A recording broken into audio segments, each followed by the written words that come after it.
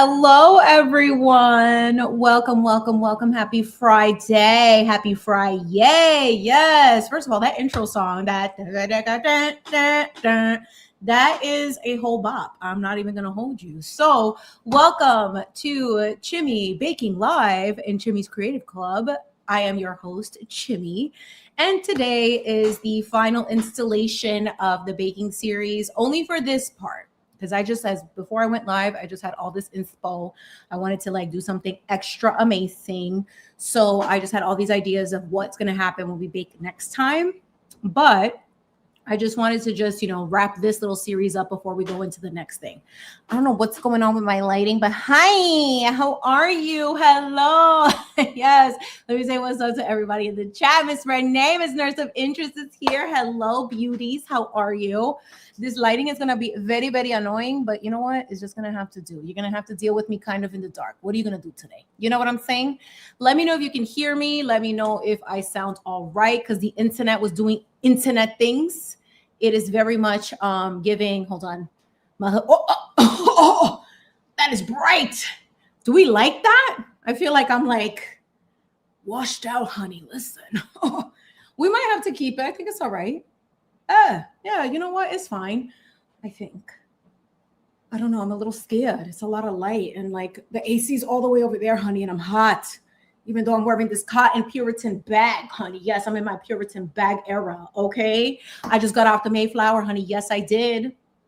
Yes, I did. Yes, I did. Yes. Okay, so we're going to get to it because I want to sit down and eat this amazing dessert that I am making for you today.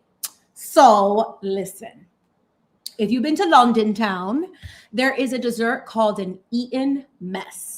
So it's very, very cute. It's very light. So to everyone who voted, thank you. Shout out to all of y'all.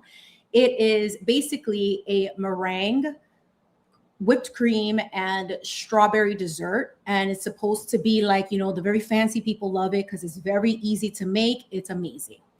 And I made my own meringues. But if you know anything about making meringues take a while to make because essentially what you're doing is taking egg whites and sugar, mixing them all together until you get really nice stiff peaks, baking them, and then you have to allow for that to dry in the oven for a few hours. And honey, we don't got time for that, but I have a little special surprise for y'all because listen, I figured out a baking hack. If we're going to bake live, then I have to show you the process. And for things that take a little bit longer, we have a special little treat. So before we get into it, alert, get your beveraginos. Cheers. Don't worry about what's in my cup, but just know it's a spicy and it's got me feeling nicey. Ow. So cheers to everyone. Happy Friday. Thank you for being here. I am so grateful to all of you. So this lighting is very much, I feel like it's so in my face, but you know what? It's fine. Okay. So before we get started with everything, an Eton Mess again is from London. And P.S. I have a new little jelly cat today that my daughter left for me. This is Agatha and her boy Lance. Look at Lance. Mira que cute. Look at his little mustachio. Oh, how cute is that? And these jelly cats are from London too. So, they're going to be my assistants today. And you know what? Let me see what the light was. Oh, what a stark difference. Let's keep it on. Yes. The girls want to see your girl in the Puritan color. Yes, they do. Okay, so I'm going to set up because it is time. So for an Eton Mess, you can use any type of fruit that you like. For the traditional, we're going the traditional route. We're going to use strawberries. Listen, I'm not even going to hold you. The strawberries today were not looking very cute. I don't know what it is about summer around this time that the strawberries are we retired. We're not in season anymore. But we're going to do with, we're going to make do with what we got. All right. So let me set up Kitchen Cam, the new fan fave. And we're going to do essentially is macerate our strawberries. So she's going to be in my face and that's fine because we're going to add our girl to the stage. Yes, Kitchen Cam. And listen, I can't do anything about the fact that it's looking like this. It's just going to have to do. Okay. So let's see if we can get this like that. Okay, está bien. It's kind of cute. Can I do this? Wait, do I do this? Yes. Okay, this is a little bit better. Kitchen Cam. She's that girl. Listen, she's tall. She's fabulous. And until I can get another proper cam, we're just going to have to make do. So this seems like an appropriate portion for one person because that's me. Hi. I'm going to have this little Eton mess by myself. Sorry, family. And I'm going to apologize ahead of time. I am going to do very bad British accents. Okay. All right. Okay.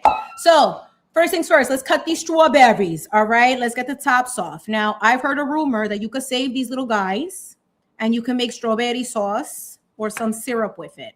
Am I going to do that today? Absolutely not. No, I'm sorry. So they're going to have to go in the compost and maybe they'll help the tomato plant. Shh. Listen, it's giving me like 3 babies. I can't even.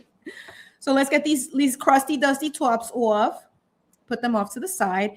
And we want them to be kind of diced. So I'm going to cut them in half first. Let's see. How's it looking? Cut them in half again. And then another half. So we're just going to do like cute little dices like that. And right now what we're doing is prepping our strawberries because we're going to macerate them. So they need a little bit of time to hang out with some sugar and lemon juice in order for them to get nice and soupy and juicy. Okay. Yes. So let's cut these strawberries. How we doing, everybody? Tell me what's going on. While we're dicing strawberries, who likes British music? Like, whatever kind, honey. Like, I am a Smiths girl. I love Morrissey. I love the Smiths. Not to be confused con el otro, okay? The other Morrissey. We don't know him. Sorry, perdón. I'm sorry. I don't know you, but you know, that name is like Smith. But Morrissey from the Smiths, love him. I love his very angelic voice. It's very cute. Listen. I definitely was like a hipster in college, honey. I was blasting that. I was like, ew, you listen to mainstream? I listen to Morrissey, okay? I love The Clash. I love The Cure. I love all the things with the in the front, okay? So now we're going to put all these strawberries. Oh, my God, is kitchen cam frozen? No, she's fine. Okay, we're going to put these strawberries. Espérate, let me put this in the garbage. Garbaggio, there you go. So let's put these strawberries in our little bowl. Ew, there is a creature lurking. You need to leave me alone, sir. You are occupying space on my live, and you don't even pay rent here. Para, please. Ay, mira, you got me fumbling, sir. All right, so we got that there. Let's put our dangerously large knife. Actually, wait, we need it because we need some lemon. Let's do that first. So we're gonna roll our limoncito. And for this portion, we don't need that much lemon. So I'm just going to take like the little booty, just this little limoncito there. And we're going to squeeze it into our little strawberries. I mean, I'm not going to lie. It smells really good. So I'm hoping that these strawberries won't be like tart, etc. And now we can get rid of the knife because I think we're done with that. So let's add some sugar. For this is to taste. Like, if you like it sweet, add as much as you want, but I'm just going to add a tiny bit. That seems good enough. I'm going to say that's about half a tablespoon. And on this spoon, we're going to mix it. So you're just going to let everything hang out until the strawberries start to extract some of their liquid. So that's called maceration, right? Not to be confused with something else. Listen, I know it's Friday, but listen, get your head out the gutter, okay? Get your heads out the gutter, okay? We're not doing that aujourd'hui, aka today. Hold on, wait, there's a little leaf there. Espérate. Rogue leaf, bye. All right, so let's put her off to the side. Now, we got to make some whipped cream, but I'm going to whip it by hand. So if you'll excuse me, I'm going to go grab that. Espérate. How do I get myself to be? Wait, hold on. Hi. Let me get some cream, some cold cream from the fridge. And she's back. Listen, the only reason I'm doing that is because y'all are not going to catch me in these biker shorts and this very Puritan blouse. No, we're not doing that today, sir. So let's get rid of our cutting board. Let's put our lemon over here, not in the sink, honey, no. And let's get our bowl here. I have some heavy cream. It has some like, listen, first of all, it has carrageenan in it. I don't even know what in the carrageenan is happening in these ingredients, the preservatives and all this stuff. But you know what? We only live once, YOLO. Here you go. So we're gonna just pour some cream. That seems about accurate.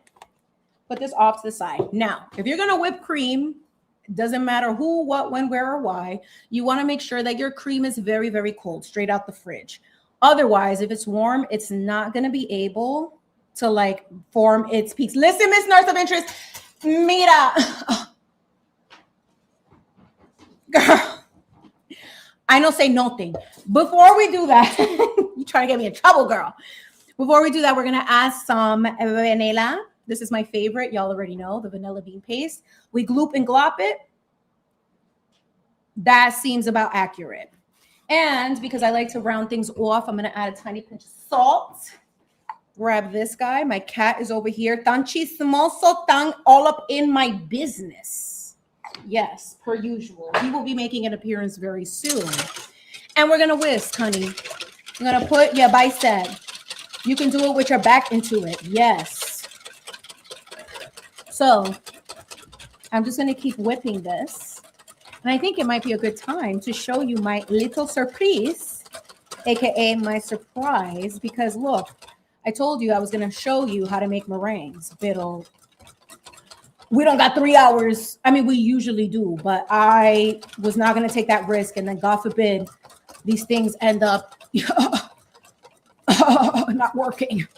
Hold on. So let's see real quick if I mute myself and I add my friend. Hold on. Are we ready? Listen, before I put it up there, let me just tell you, I am not a producer. I am just merely Chimi Speaks.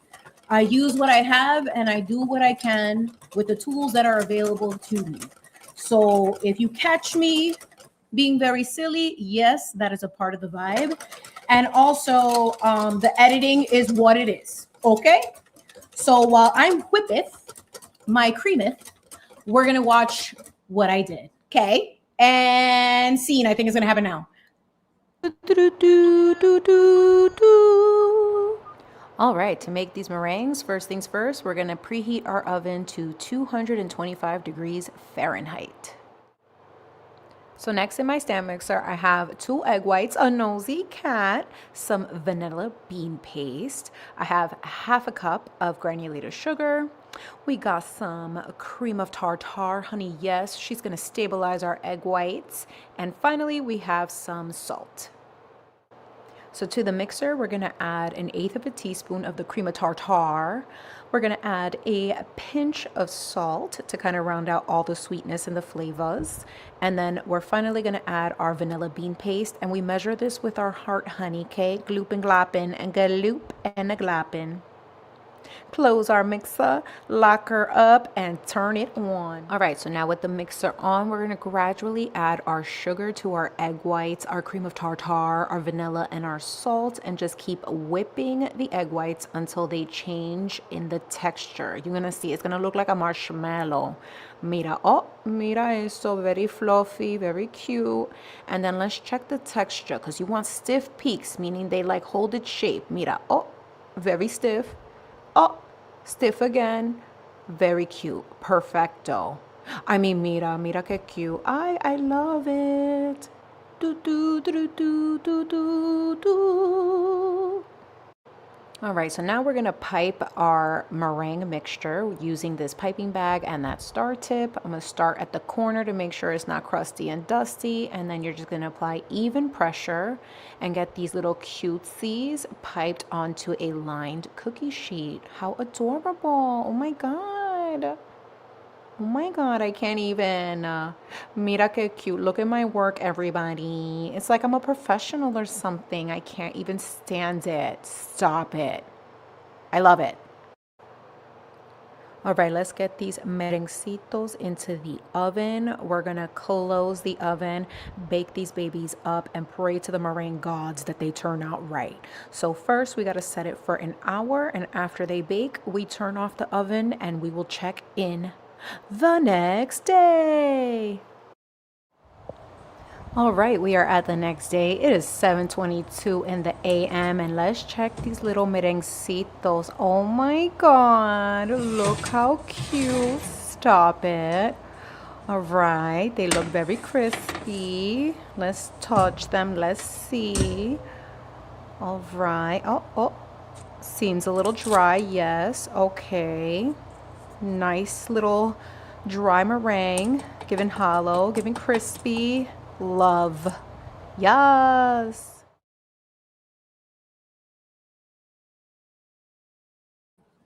Hi, friends. I am back. Oh my God, I did that, you guys.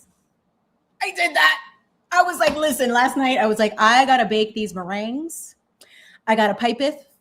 I gotta whip it. I gotta do all the ifs, okay? Because you know this whole dessert is giving very Bridgerton. Okay, I have not watched the show, but honey, it's giving. So these are my meringues here, and look, I put this little silica packet that I got from my what was it? The seaweed snacks, the nori, because what happens, especially when it's super humid, your meringues start to get a little sticky. So I did have to bake these again at 225 for like 10 to 15 minutes, leave the oven closed for like an hour, and then they got back to their crispy selves. So I want to see if you could hear this. Yes.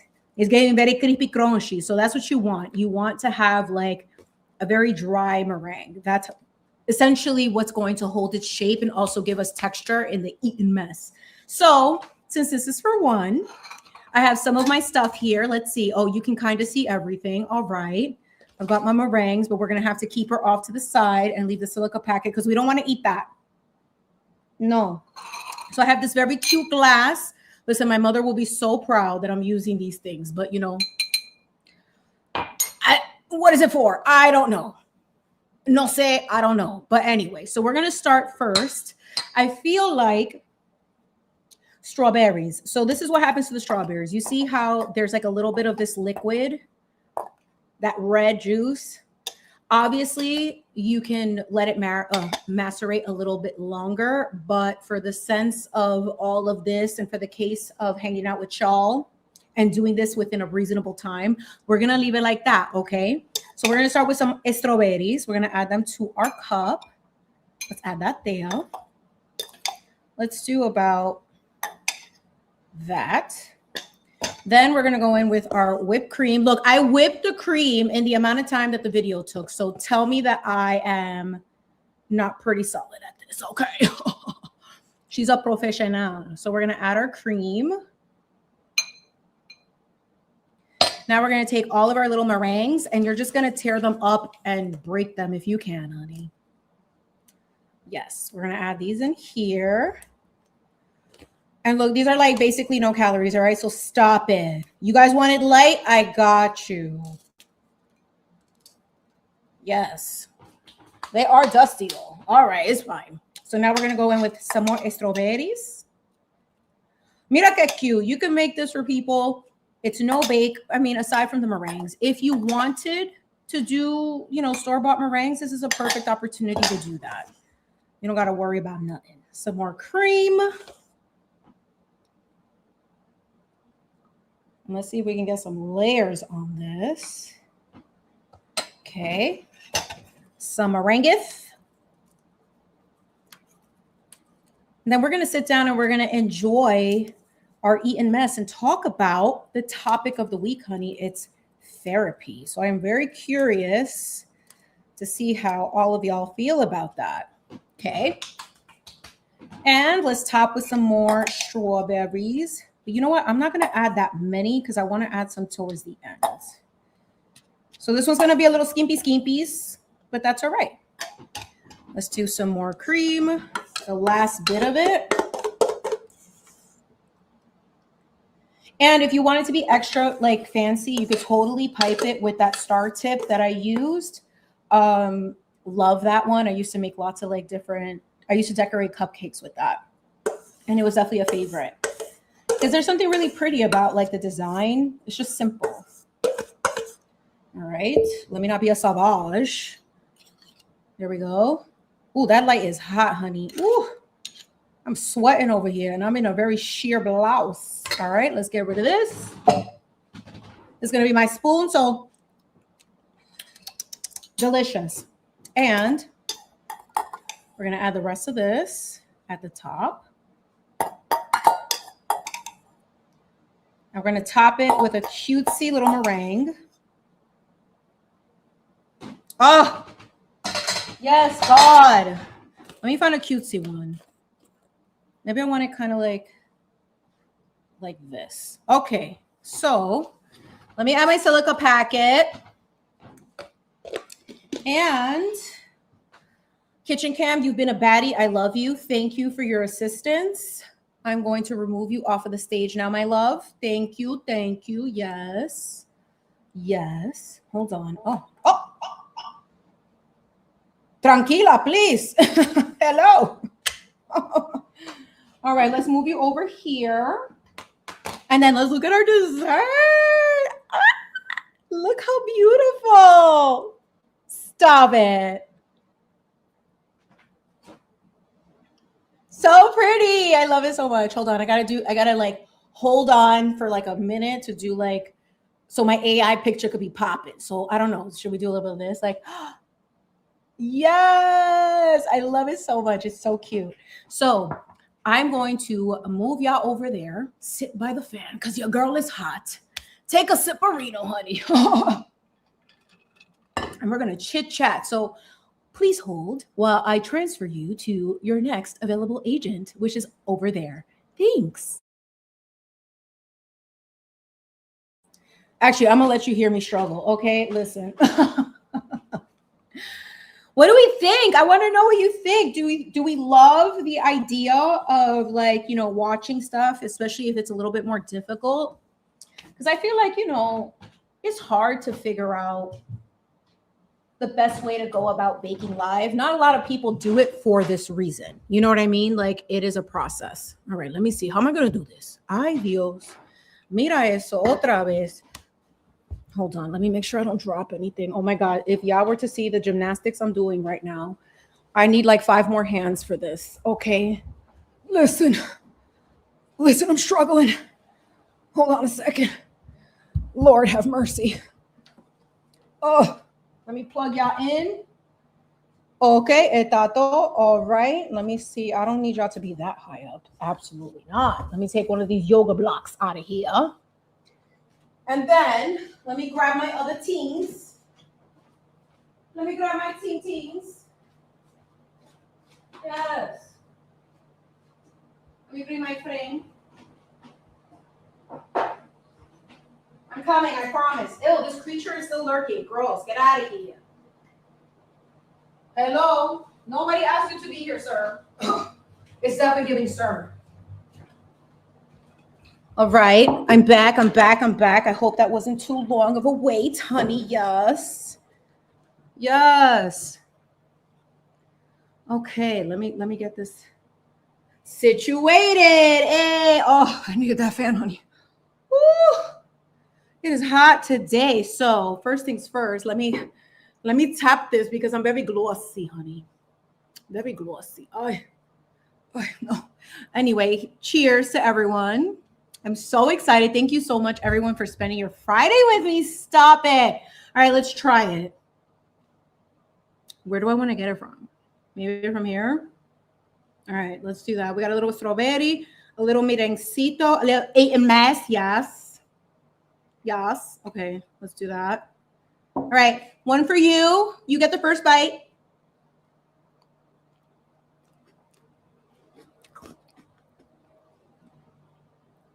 Period. Yo, not for nothing. Here's what I love about it. And why I think that like sweetness is to taste. If I would have added more sugar to the actual strawberries or to the whipped cream, it would have been too much, in my opinion. Some of y'all want that diabetes, not me, okay? Not me. Listen, I'm not trying to do that. I'm trying to be around for a little while, okay? So I think that where you can kind of play with it, I mean, you can use any type of fruit. You can use stone fruit, especially in the summer. You can use blueberries. You can use raspberries. You can use blackberries. You can use boysenberries. I don't even know what a boysenberry is, honey. I mean, but you know, allegedly it's a fruit. You can use peaches, plums. You can do so many things with like a little dessert like this that I understand why the fancy people like it. You know, is it messy? Yes, but it's delicious and that's what counts. So we're definitely going to get Another bite, and then I'm gonna put it off to the side because my beveragino is calling, honey. It's hot.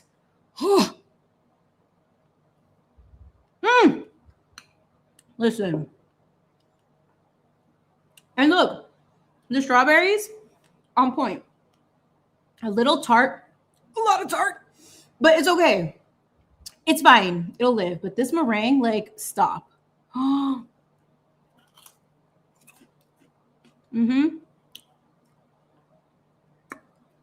Delicious. Delicioso. Okay.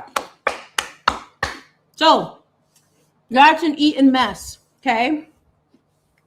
Delicious. Love it. Love it for the summer.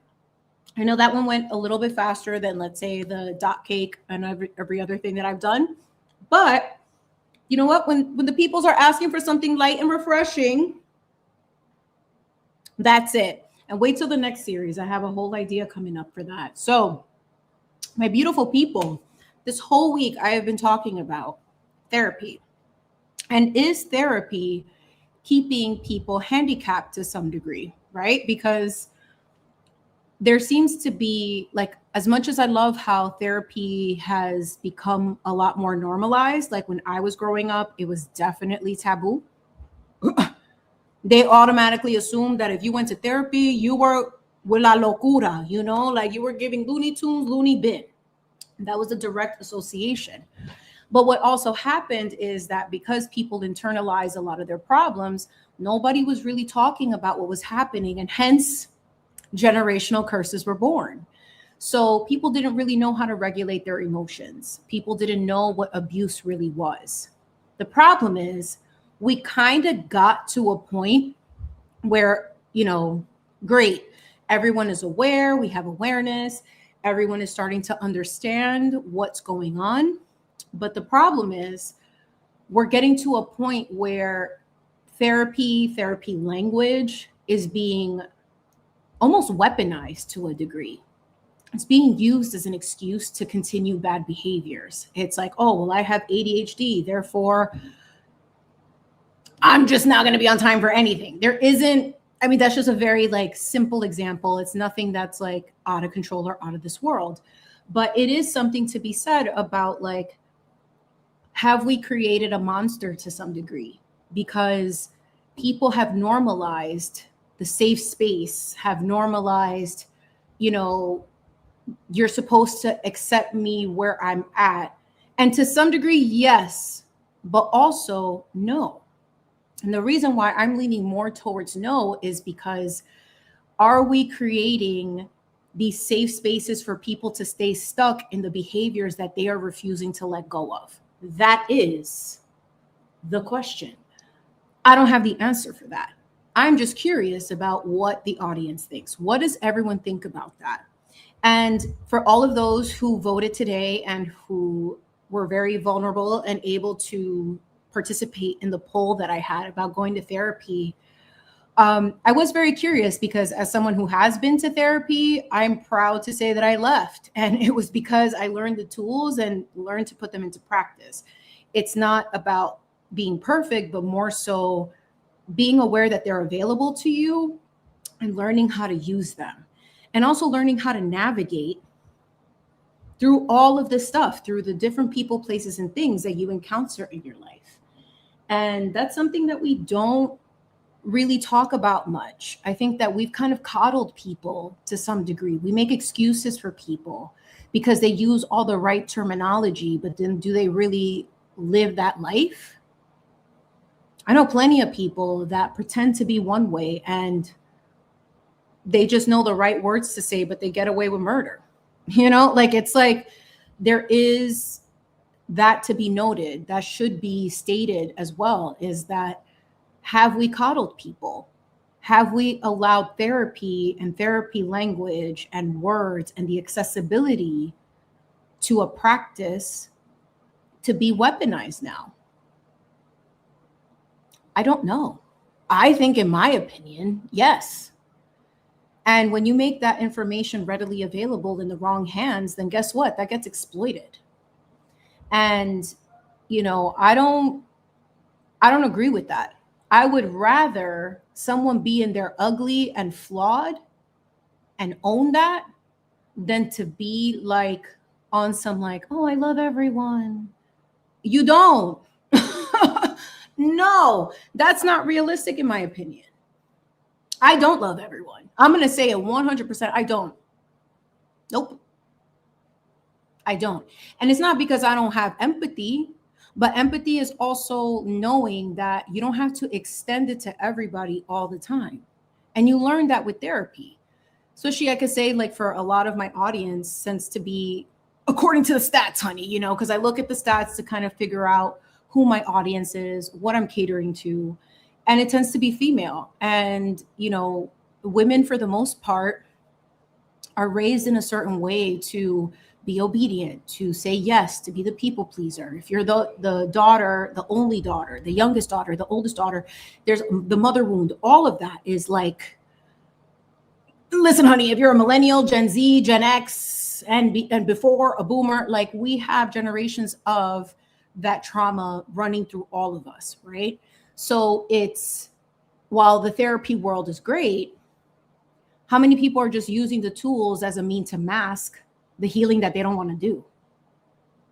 And that's where I'm here to say too, it's, yes, it is about showing up and letting ourselves be seen, but also it's, do you even know who you are?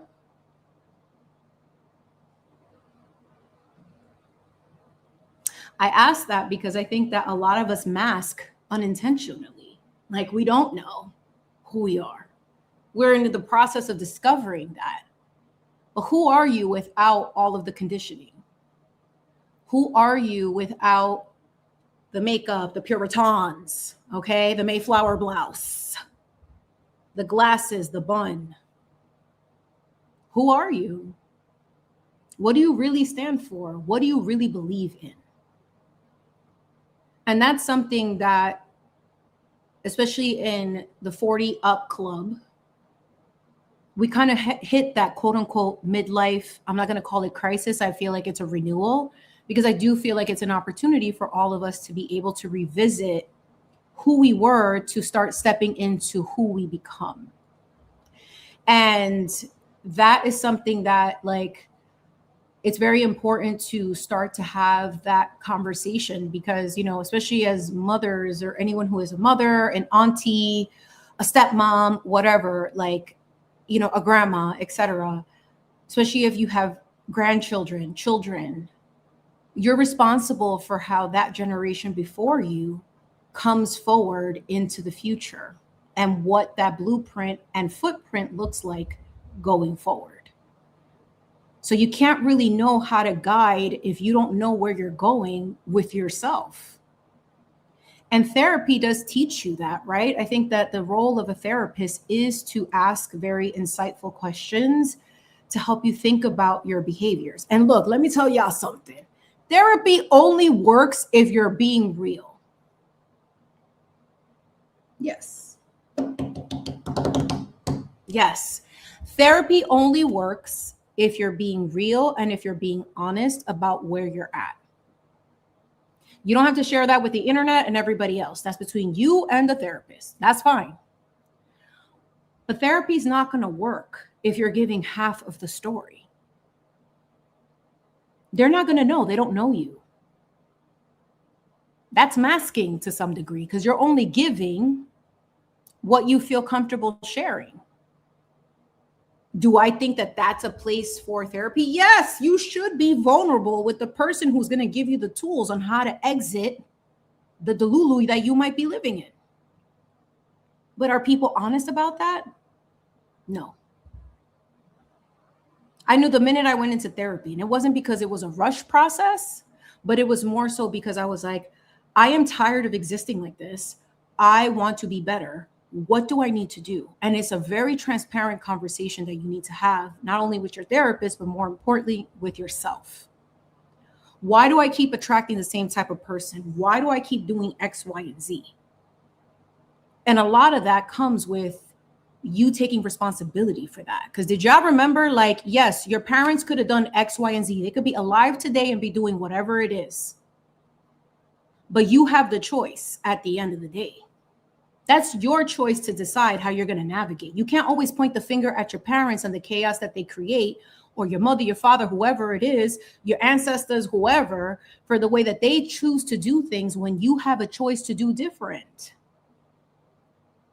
Y'all got to miss me with that. I don't have tolerance for that anymore. Because especially when you get to a certain age where you could pay your own bills, you can manage your own home, you can be who you choose to be. I may not agree, but it's not me, baby. That's your life to live. You know what I'm saying? Then that's where the conversation needs to be had of like, what are you doing? Because if you're too focused on everything outside of you, then you are not in alignment with who you're supposed to be. Because your choices are still being influenced by everything outside of you. Oh, yes, baby. We are getting the tough love today. Let me take a sipperino because I'm getting parched. All right. But I see that all too often. I think that like sometimes we become comfortable in the chaos, comfortable in using it as an excuse, as a crutch. I used to do it with my mom.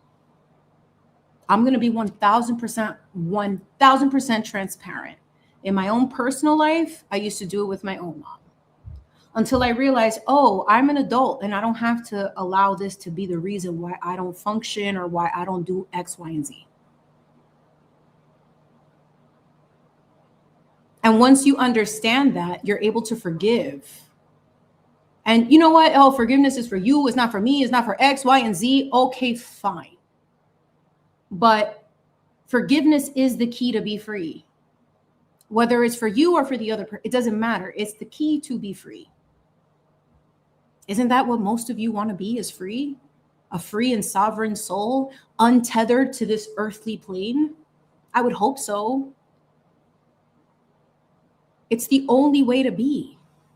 Well, not really. I mean, you could be in your demon energy, but you know, there are other options, you guys. Yes.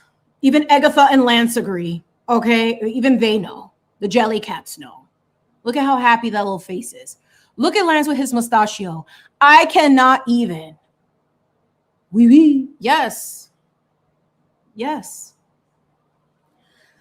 So therapy, my friends, is not as a means to then try to clock other people on their behavior. No. And I'm guilty of doing that. 100%. Because once you get a little taste of therapy, you're like, ooh, I can see what everybody else is doing. And yes, to a certain extent, yes. But is it your place to say it is the difference. And I don't think that we've reached that as a society yet, to be able to understand those limitations and those boundaries. I don't think that we've gotten there. People are too comfortable throwing the therapy talk at everybody. Oh, but this person is the narcissist. This person is like doing this, that, and the third. Again, I'm guilty of doing that. I'm owning that. That at some point you got to realize that maybe you're not the messenger, honey, because maybe the messenger is also flawed. Yep. That's real talk. That's true accountability. It's not about being like, oh, well, I know better because no, I don't know better because I don't know what it is to be you. You don't know what it is to be me. You feel me? So are we all like going through it? Yes, we 1000% are. All of us are going through it. Every single one of us are going through it. But that doesn't mean that you like project that to everybody else. And I don't think that we have enough awareness of that. And I think it's because people have gotten too comfortable in that energy. We've accepted it as a society that now it becomes weird to address it. It becomes weird. I tell my friends, I'm like, yo, am I acting crazy? If I'm acting out of line, please tell me. I don't get offended. I don't feel personally attacked because I'm like, yo, if I'm trusting you as my friend to hit me up, to be like, yo, Chimi, I feel this. It is what it is. X, Y, and Z. I hear that because I know it's coming from a place of love and you have my best interests at heart. But I think that we as a society have kind of gotten to a point where it's hard to trust anybody. It's hard to be open to people because we see what happens when your kindness gets exploited, when you try to open yourself up to people, when you try to give advice to others, they sort of take that. Or if you try to like be like, look, I understand that you're going through something. I'm here to help you. I'm not here to hurt you.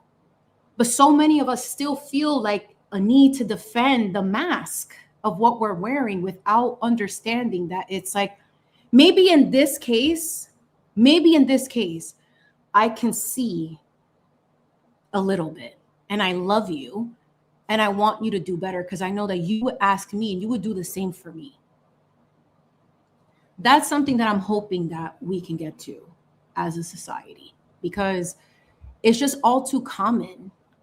People are stuck in the cyclical of the nonsense, of the drama, of all of this stuff, trying to figure out who is better than this person and that this person, we all are messed up in some way, you guys. All of us, we're messed up. But within that mess up, you decide who to be aligned with that isn't so messed up. You know what I mean? Like, I ain't trying to hang out with all the messed up. I'm sorry, I'm just not. And as I got older, I'm more selective of where I invest my energy and where I put me. And it's not any hate towards anybody. It's just more like this is something that I have to go through as a person to evolve to the next stage. And sometimes you got to leave people where they're at. And it's not because you have any animosity. It's just more so the alignment isn't there. Because the real therapy is putting the tools into practice. And sometimes we can deny the tools that we have because we don't want to hurt people, or we don't want to come off a certain way, or we don't want to make people feel bad. I hate making people feel bad. I hate it. It's not to say that I can't be a shady tree girl. Yes, she can be. Yes, she can be a shady tree. You see this mouth? I told y'all the last episode, a girl knows how to read. No, Karen. Yes. But what we're not going to do is waste the very limited time that we have on this earth making excuses for people who choose to be where they're at. And that's something that I hope more people understand.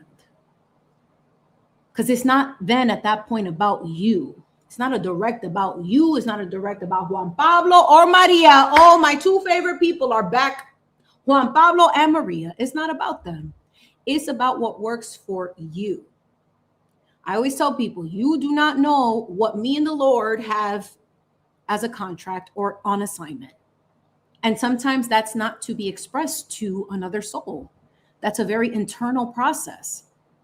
Like, I'm not going to be like, yeah, girl, listen, I was just talking to God and actualmente, like, I need to be in alignment. And, you know, I know, but I can't really tell you what's going on because actually I don't really know what's going on. But it's a very internal process. It's a secret. I can't tell you what the secret is. Okay, love and light, bye.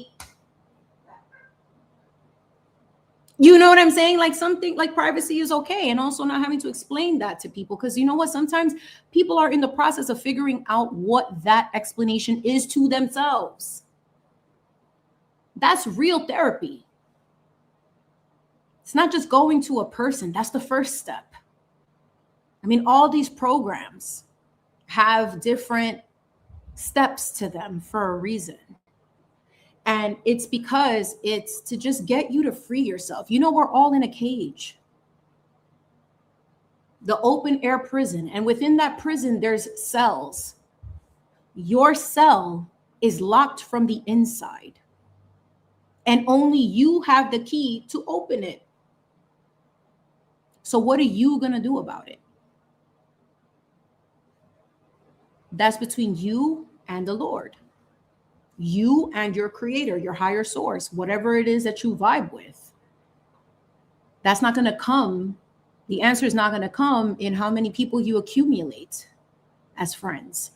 I've been there. I used to be very, very, very empty and sad because I felt like if I have more friends, maybe I'll be happier. No, I let everybody and anybody into my house, all up in my blessings, all of them, all the time. And therapy taught me, be selective,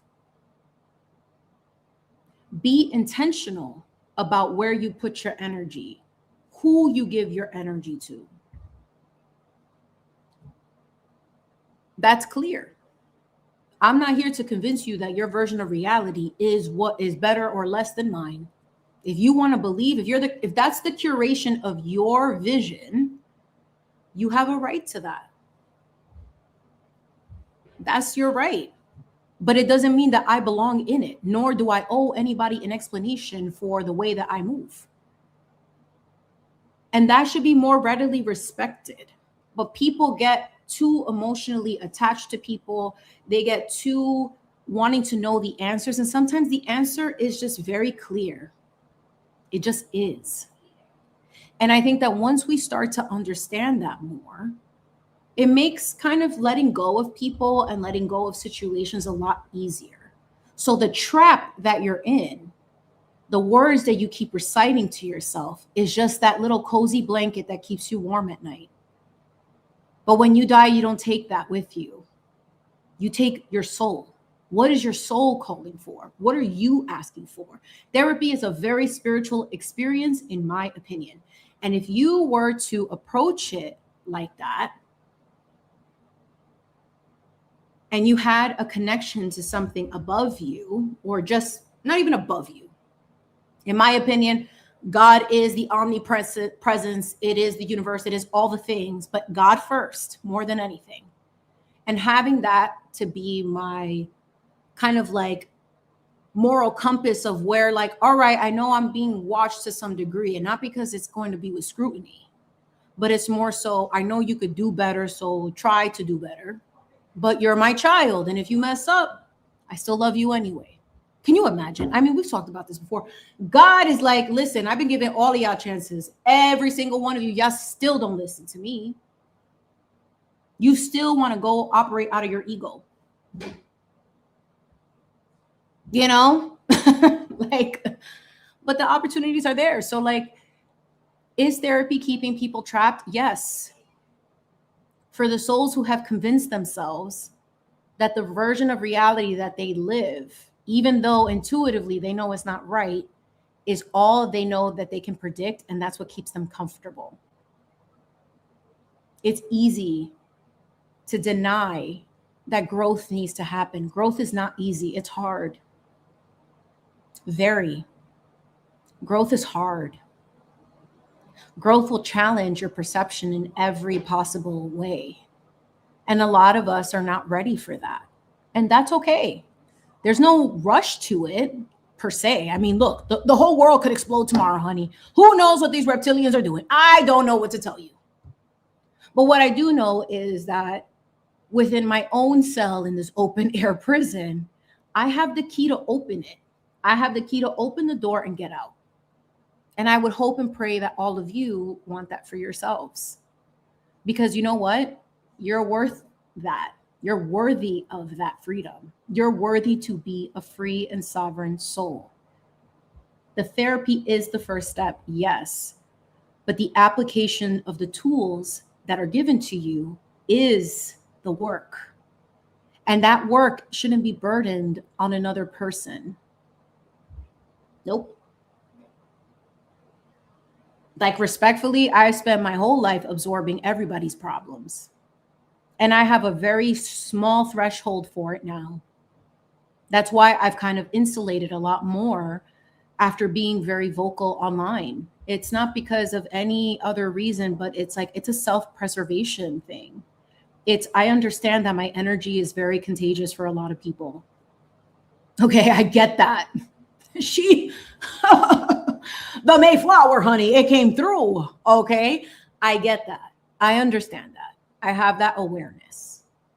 And because of that, it kind of puts me in a really weird spot. I don't like to feel too open to everybody. Nope. Not anymore, at least. Because I've been able to observe things that I'm like, you know what? I don't even feel comfortable saying certain things anymore because I've already seen what happens when you do the mature thing.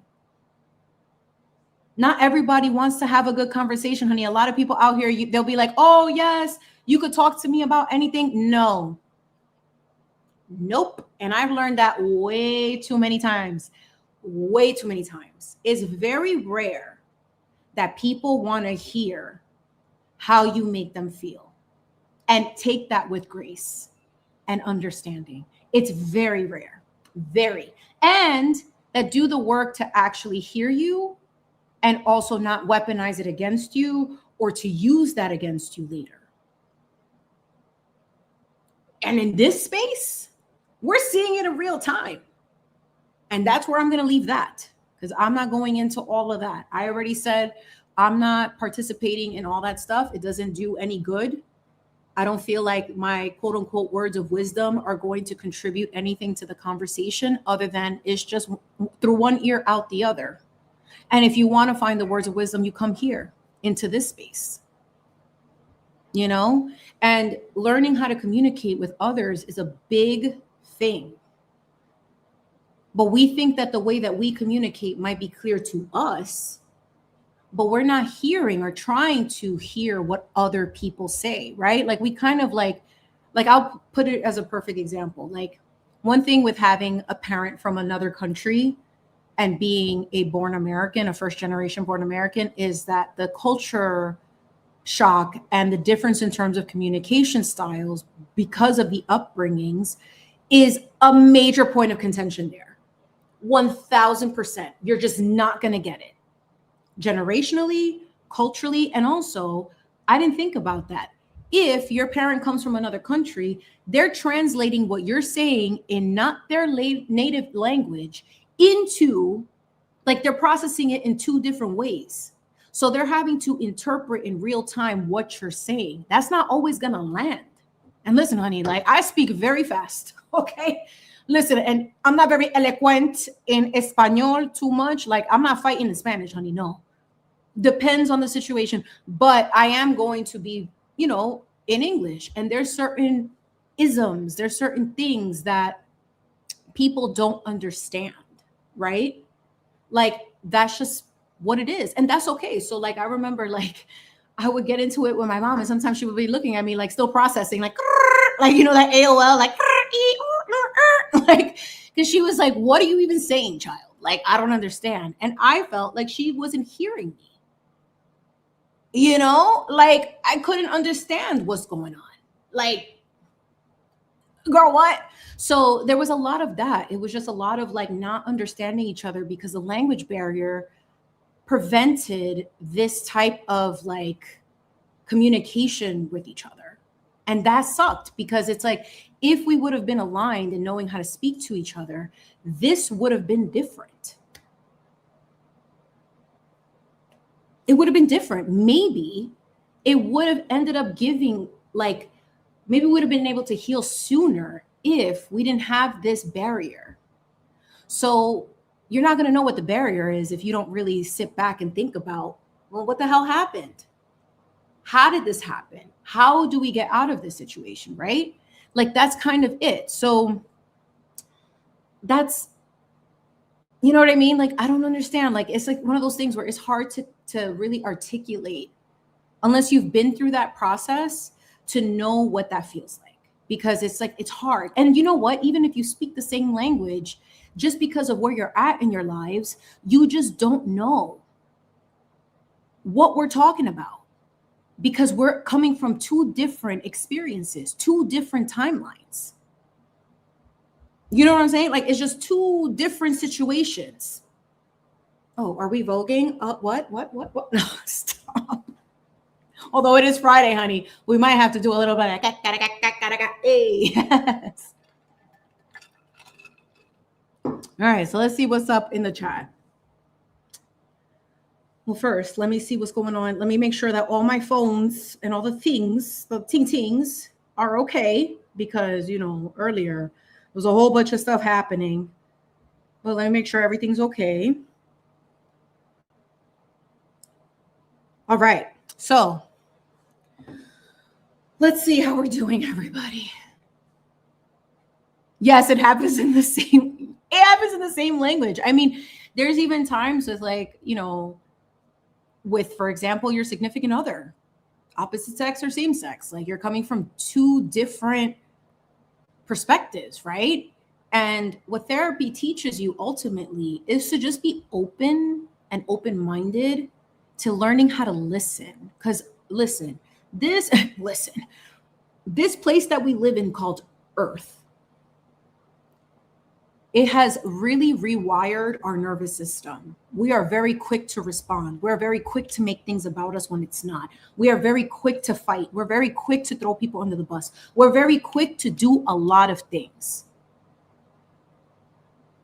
We have our emotions all over the place because we have been taken away from a way to be able to calm down, to find ways to exercise our emotions out. We are human, right? So you're going to have human emotions. But that is not the responsibility of someone else to carry. You feel me? You have to understand what that is. But you can't get there if you don't realize what your flaws are. Maybe like for me, when I used to argue, it was like, I'm ready to fight. Come at me. Chimi 2.0 rare form came out. This was coming out. I get very into that fight mode because I'm like, you're coming into my space. You're trying to challenge me. But then you realize that's your ego. Yes, life artists. Yes. People are listening to react and to cause problemas everywhere.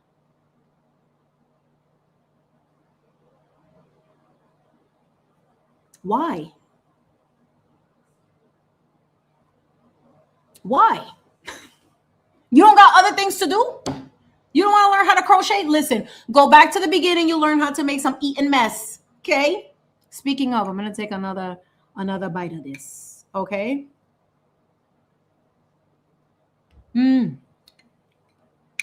Oh my gosh. Like, I know you're watching me online. You're not here to try it. Everyone's like, oh, this is the best thing I've ever had. It's solid. I'm not even going to hold you.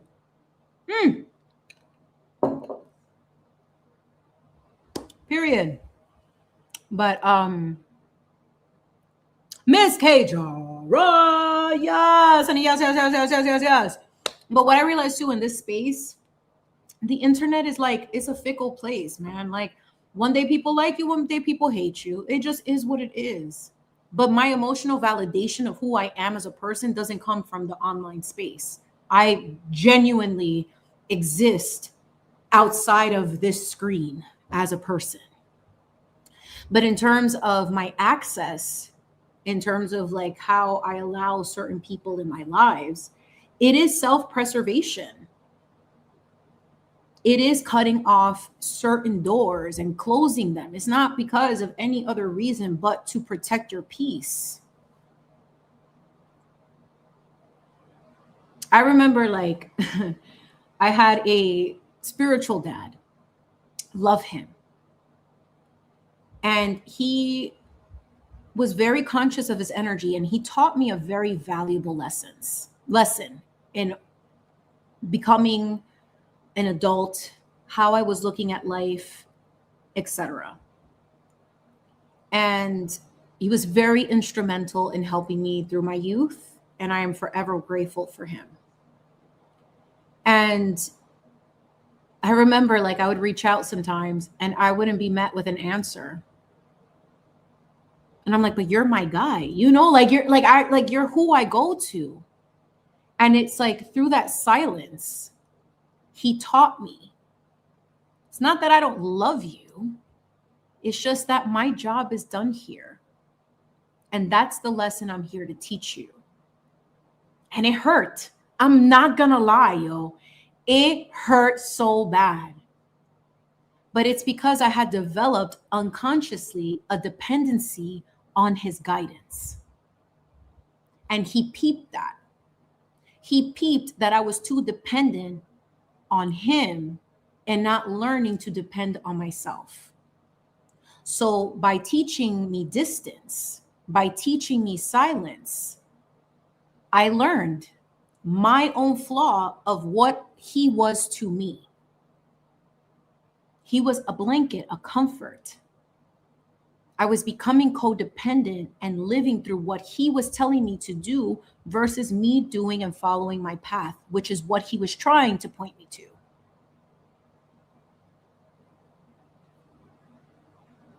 But we as humans, and coming from a certain place, especially an unhealed place, we take that as he hates me, he's ignoring me. Why is he treating me like that? Put a cartwheel in the chat if you've been there. Yes, I know many of y'all have been there. A lot of people have been there. And at the time, when I felt like my life was in shambles and all of that stuff, it just became like, who am I going to attach to help me go through this? Because I could not for a second even fathom doing it alone until God was like, hey, girl. So here's the tea. I'm going to need you to isolate completely from everyone. Get off the internet. Yep. Everything you built, tear it down. That's not you. I need you to be in full isolation mode. I need you to be quiet. I need you to watch, and I need you to be observer and the observant person. You're not ready. Because the gifts that I gave you, you are oh so willing to give it to everybody else. And last I heard, I gave them to you. So why are you letting Juan Pablo and Maria, who aren't in alignment with you, take it? Now you're disrespecting me. Yep. Now you're disrespecting me and what I have blessed you with. So shut it down. That was a wake-up call I needed. Hi, Dark Night of the Soul. That'll be a whole other stream because we're gonna get that is a processo. Okay. That is a process. All right. Listen. All right. So yes, Renee, silence can be golden. And I've said that before. And I think we all in this space have said that. It's like silence can be golden. And it's not because of any other reason aside from you just observe. And sometimes the silence is the answer. But what therapy does is to teach you your role in the life that you're curating. If you are so quick to give power and access and hand over the responsibility to other people, then guess what? You've completely you've depleted your power resource and given it to somebody else. For what? For what? Are you in my meat suit? No. So why are you depleting your resources to other people?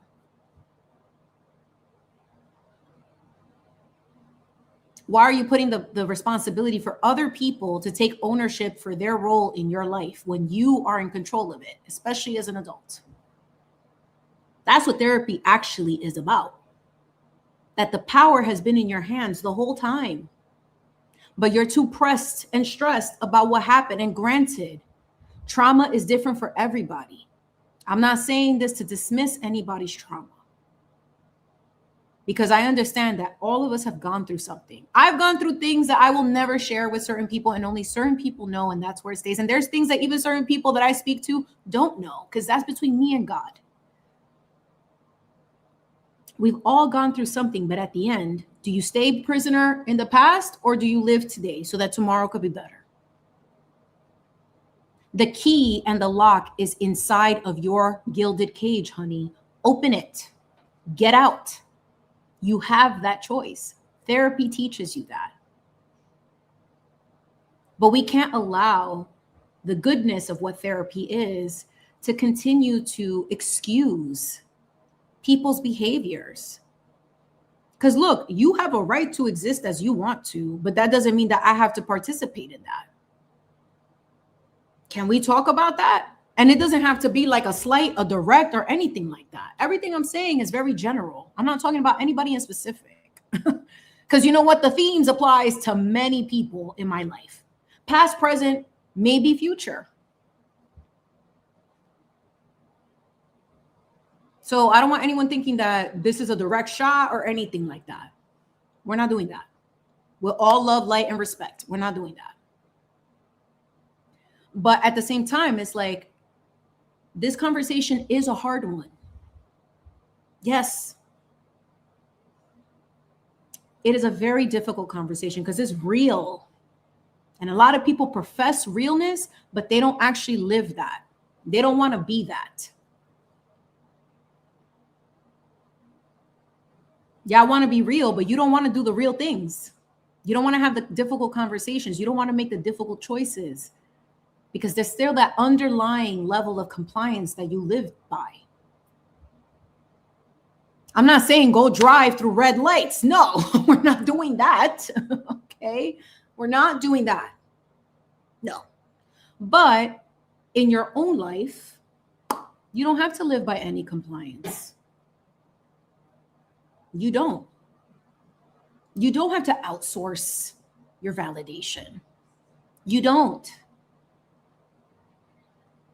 You don't have to put it on the mask of what you think people want to see. You don't. I already know this conversation can trigger people 100%. It's a difficult conversation. And if you are my friend or been my friend, I don't want y'all thinking that like, oh, it's directed at you. No, I'll come to you directly. I'll tell you.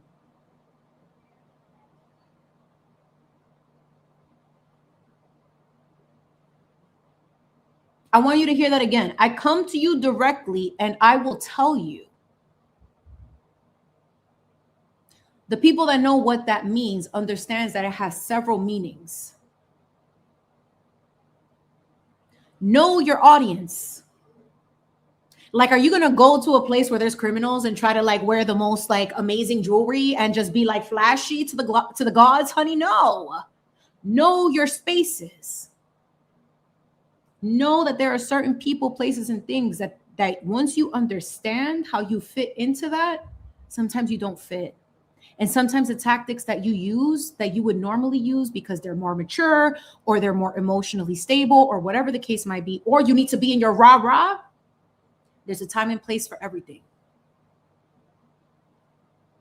There's a time and place for everything. And there's a method to the way things are done. If you want to assume,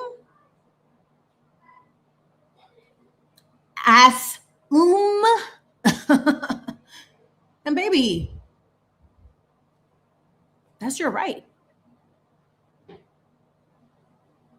But what I realize, especially as I'm getting older, it is harder to have friends. It is harder to trust people. There's a lot of broken people out here, me included to some degree. I'm not professing to be perfect or to have it figured out. I don't. But there's a lot of people with bad intentions out here who mask it really well. We've seen it. Y'all know what I'm talking about. I don't have to say it any other way. You see it. Your gut tells you. We just choose to ignore it. And what does therapy teach us? That's why I said therapy is a very spiritual experience. It teaches you to listen. I'll tell you an example. There's no shade to this situation. But like, for example, I'm going to ask it as an open question.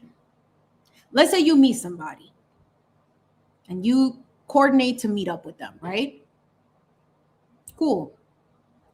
The texts are flowing. Then all of a sudden, we pick a time. And then the person doesn't get back to you for like 3 weeks. Ya va una. In Spanish, there's one. All right, cool. The first time, fine. Then you're like, oh, no problem, no problem. You try to do that again. Okay, you plan. Now it happens again.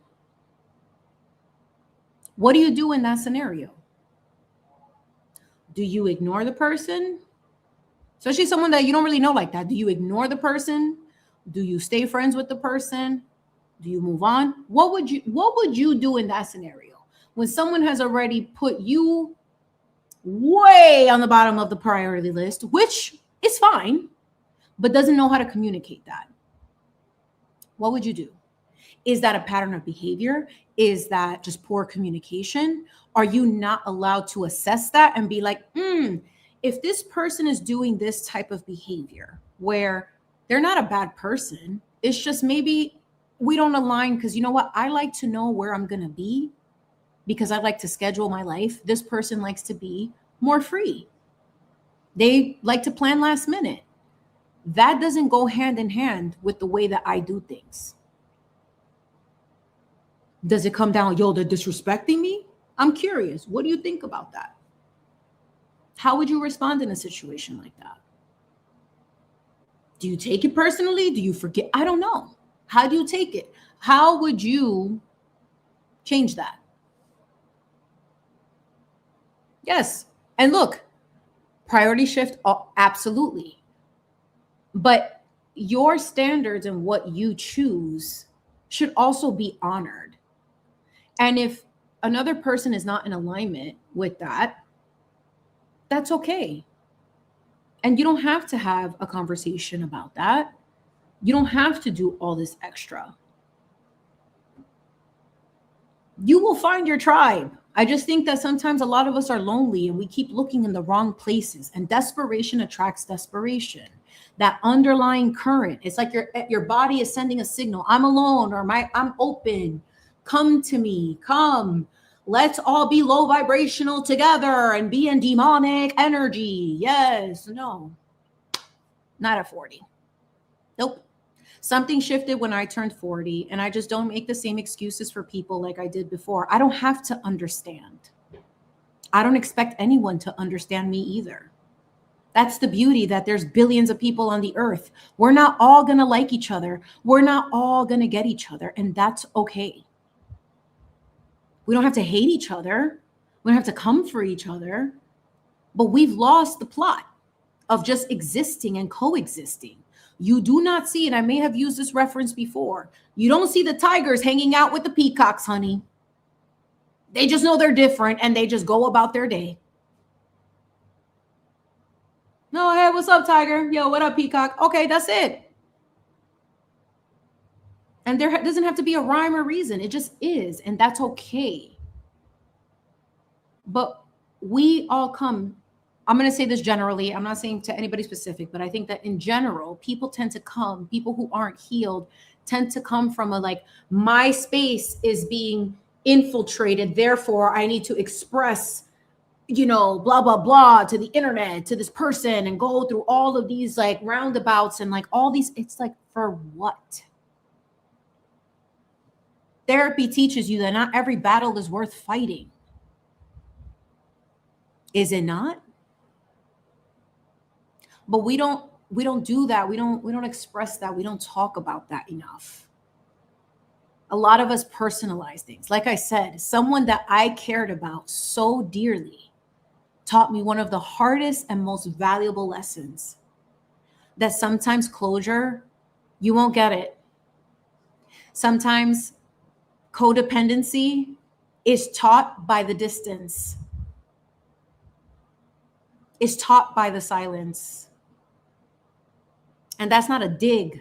And sometimes those words can't be articulated because you know what? Maybe the words, you're not going to hear me when I say them. You're not going to listen when I say them. So the action is the words, is the speaking, is what you're going to hear, what you're going to see, and what you're going to feel. That's not a dig. That's called self-respect. That's called love, tough love. But people who do it from a place of love, okay? Because I know there's a lot of sketchy people out here, okay? Like people who weaponize this stuff, people who do it intentionally. Like, I mean, the biggest, in my opinion, problem with the therapy world is that now you have people with bad intentions who have access to that stuff. So you've bred a group of people who already were born with something a little off, a little screw loose here and there, then now they know how to like gravitate towards people because they have like, yeah, like oh my God, I love you so much. Blah, blah, blah, blah. I met you for 5 minutes. There's no way that you love me. Like, and that's another thing that gets thrown around too much, in my opinion. Now that I'm in retrospect, I'm guilty of that. I've seen that and I'm like, you know what? Like, let's be more intentional about what love is. You know, let's learn what that means. It starts with self and your creator. First, your creator and self, because that's all one. And that's a part of this, you know. I think that the therapy thing has been on my mind a lot because, you know, I'm watching all of this stuff. And look, like I said, I have so many opinions, one eye on the street, so many opinions, but for what? Sometimes the best way to go about things is just to let them play out. And I don't want to hear, oh, well, you could have said no, because you know what? Even if I would have said something, would you have listened? Were you ready to receive what I was going to say without taking it out against me? Are you ready to actually hear what I have to say? No, that's not true. And I think a lot of us use that as an excuse. Oh, you would come to me for anything. I'm going to tell you right now, I got to be in the right mind space to receive. Because sometimes I don't want to be in the dirt. Actually, 99.9% of the time, I don't want to be in the filth. Nope. I want to have fun. I want to laugh. I spend too much time in the filth. I want to have fun. I want to do fun things. I want to eat this Eton Mess. I want to have my beveragino. Cheers again. But I'm trying to like have fun, but I think that these conversations are also important to have. It's real talk. You know what I mean? And it is important to be open to understanding that this is a reality. And I think that we've all gotten too comfortable. We've gotten too comfortable in just accepting everyone's version of reality and trying to fit into it or making excuses for it. No, I'm not doing that anymore. And I mean that with the utmost love and respect, you know, like I don't want to do that anymore. Life is so beautiful and fragile and like special. There is a life beyond what you've been through. There is a life beyond the traumas that you can't let go of. When you have the choice to release it, you don't need to live like that. You don't need to point the finger. You don't need to blame others. You don't need to blame yourself. Why would you carry shames and burdens that somebody else put on you? That doesn't make sense. So why do we do that? You don't have to. You don't. And yes, Miss Elisa. Sorry, like I'm kind of like, when I get into the zone, it feels like I'm like, I can't really pay attention to the chat. Like I feel like I have to always like just stay focused on my train of thought. And sometimes like it kind of downloads. It feels like I'm like a computer, like processing. And I'm just like, you know, saying the thoughts that are coming to be able to deliver the message. But yes, you're right. So every time I take a glance, you know, I apologize if I haven't seen everyone's messages. And this one's a little bit different. This one's a little bit more serious than all the more lighthearted. Clock it, honey. Listen, we're going to clock it to the gods at some point. But yes, Miss Elisa, we have to learn to trust our gut and instincts, especially about people. Absolutely. Absolutely. That's a fact. It's okay to have that. You know what I'm saying? Like, it's okay. But at the same time, it's like we're taught not to trust that because it's like we're going to hurt someone's feelings. We're going to, you know, whatever the case may be. It's always external. Oh, it's going to look bad. Oh, no puede hacer eso. No, te vas a quedar mal así. Like all the excuses in the books to not harm the problem that exists. Why? No comprendo. Nope. And I don't subscribe to that. I don't agree to that. Because look, As a millennial parent, and I see some of these kids out here, I'm a little worried because we've therapized everything. That's not probably even a word, but everything is therapy to some degree. Nothing is about like, you know what? Not everything is tied to the fact that, oh, you stubbed your toe. Ay, mamma mia. Oh, the trauma that comes with that. It's like everything is a problem. Therefore, nothing is a problem. Everything is held to the same standard. That's not right. Sorry. It's just nice. It's like, I just saw be a good girl, be nice. Yeah, like it's that. It's like you don't need to do that. Not all problems are equal. And the more that we start to understand that, we can better teach our children, our grandchildren, how to move forward, because the world now with AI that is very analytical and very absent of emotion, they're not going to care about your problems. And you know what? It seems to be an American thing. Love this country. But certain free countries, and I put that in quotes because I feel like we're all prisoners to some degree, but these free countries that like have coddled society, have coddled people, have like confused the masses with agendas or whatever the case may be. Like, it's like now everything is so convoluted. We just don't know what's important anymore. You know what is important? Learning how to grow your own food. You know what else is important? Learning how to be a better person. You know what else is important? This Eton Mess. I'm going to take another bite. Hold on.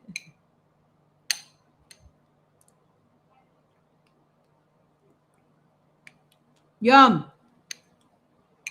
Even with like the meringue is getting a little bit soggy, but it's still delicious. But we've lost the ability to be resilient. Yes, Terry, homesteading. Go back to basics. Sometimes we get trapped into our own world of problems that we forget there's a whole life outside of them. Yes. Oh my God, Miss Nurse of Interest. Are we gonna go there tonight? What time is it? 9? Okay, listen, I want to be done by 10 because y'all probably have parties to go to. You're gonna shimmy away. Y'all gonna shimmy tonight. But yeah. 2020, man, that changed everything. But you know what? To some degree, I kind of feel like it backfired because like nobody wants to go back to work. Sorry. I actually would rather stay home and do sourdough. Sorry, not sorry. Like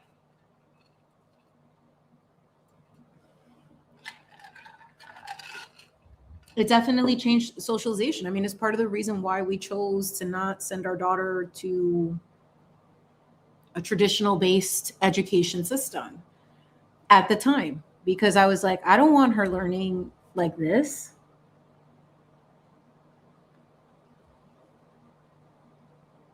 That removes the expression, the way to pronounce things, especially when that's not a handicap. You know what I'm saying? Like, it's like you're purposely creating the handicap to handicap the children and at the most instrumental part of their growth process. I can look at you like this and be like, oh my God, you're the most beautiful person I've ever seen. Oh my God, you're the most beautiful person I've ever seen. There's a whole other half.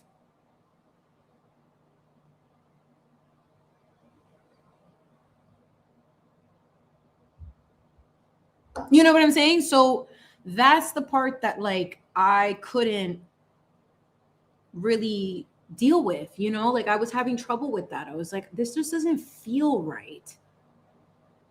Call it conspiracy, call it whatever you want, but it just didn't feel right at the time. And I feel like to some degree, yes, that period of time has impacted all of us in how we trust, in how we have relationships with people, how much we were codependent on our external activities, How much has changed people now? You go to a restaurant, you go outside, everybody's like stuck to their phone. Kids, babies on iPads. That is a part of the socialization and the humanization that has been lost after this whole thing. It's intentional. So how do we build from that? How do we build back to not how things were, because there were problems there, but how do we move forward in a way to bring people together again? I think it's having the conversations that are difficult and to wake up. The world does not revolve around you. Not me, not you, not Juan Pablo, not Maria. The world, we're all a part of it, and we all contribute a portion to it. Yeah, I can't wait to see that too. Like studies from Harvard, I'm sure it's going to be like, my daughter is that group of like little kids. She was in preschool at the time, or like that was like the age. So, the 2018 kids, she was only 2 in 2020, right? So you think about that and it's like how much of their socialization has been impacted because of this situation. We don't know. But what I can say is that, the dependency on technology, and that's probably going to be another stream. I know I've kind of alluded to it here and there and talked about it briefly, but kind of like today, like I think what I'm discovering as I'm growing on this platform is that, one, I'm going to be very transparent. I don't intend on being on other people's platforms at the moment. It's a decision that I chose because I feel like a lot of what I'm being called to do is to funnel my energy into building. And that's where I'm at. It's no dig to anybody. When the time is right and when I feel ready to start giving my energy in other spaces, I will gladly do that. But for right now, I got into this game giving my energy to everybody. Everywhere. I didn't want to do that. And I was very clear being like, I want to be more intentional. I wasn't really living by that because I wanted to help. But what I realized is like, I need to focus on me right now. I need to focus on allowing this space to become what it is meant to become. And now that I'm finding a little bit of my groove, whether it's through painting or like the topics to be a little bit more streamlined by getting your opinions, and for having all of you, thank you again to everyone who votes on every poll. It kind of helps guide the conversation so that we can kind of discuss the topic of the week. So in this particular week, we went to London, darling, and we made an Eton Mess with Agatha and Lance, and we're talking about therapy and whether or not it keeps people handicapped or not, like that's real conversations. And more so because it's like, what can that show? What can this conversation do? And does it bring a point of reflection of maybe how you might be handicapping yourself in your own life? And what are you going to do about it? And because, it's easy to like get on the screen and go on a screen, distract yourself. Yeah, you're wasting time on what's important. So what are you going to do? Are you keeping yourself handicapped? That's a question for you to figure out, right? And these conversations are good for that. I do think that it's important to keep these conversations open and lighthearted, but also authentic and real. And authentic and real is not for everybody. I know people are like, oh, I want real. Do you though? Because when the real comes out, maybe it's just me and my bun. I don't know. But sometimes when I've been telling people what it is not received. So what I've chosen to do is like, you know what? Then I'm just going to be like, you're not going to get an ounce. Nope.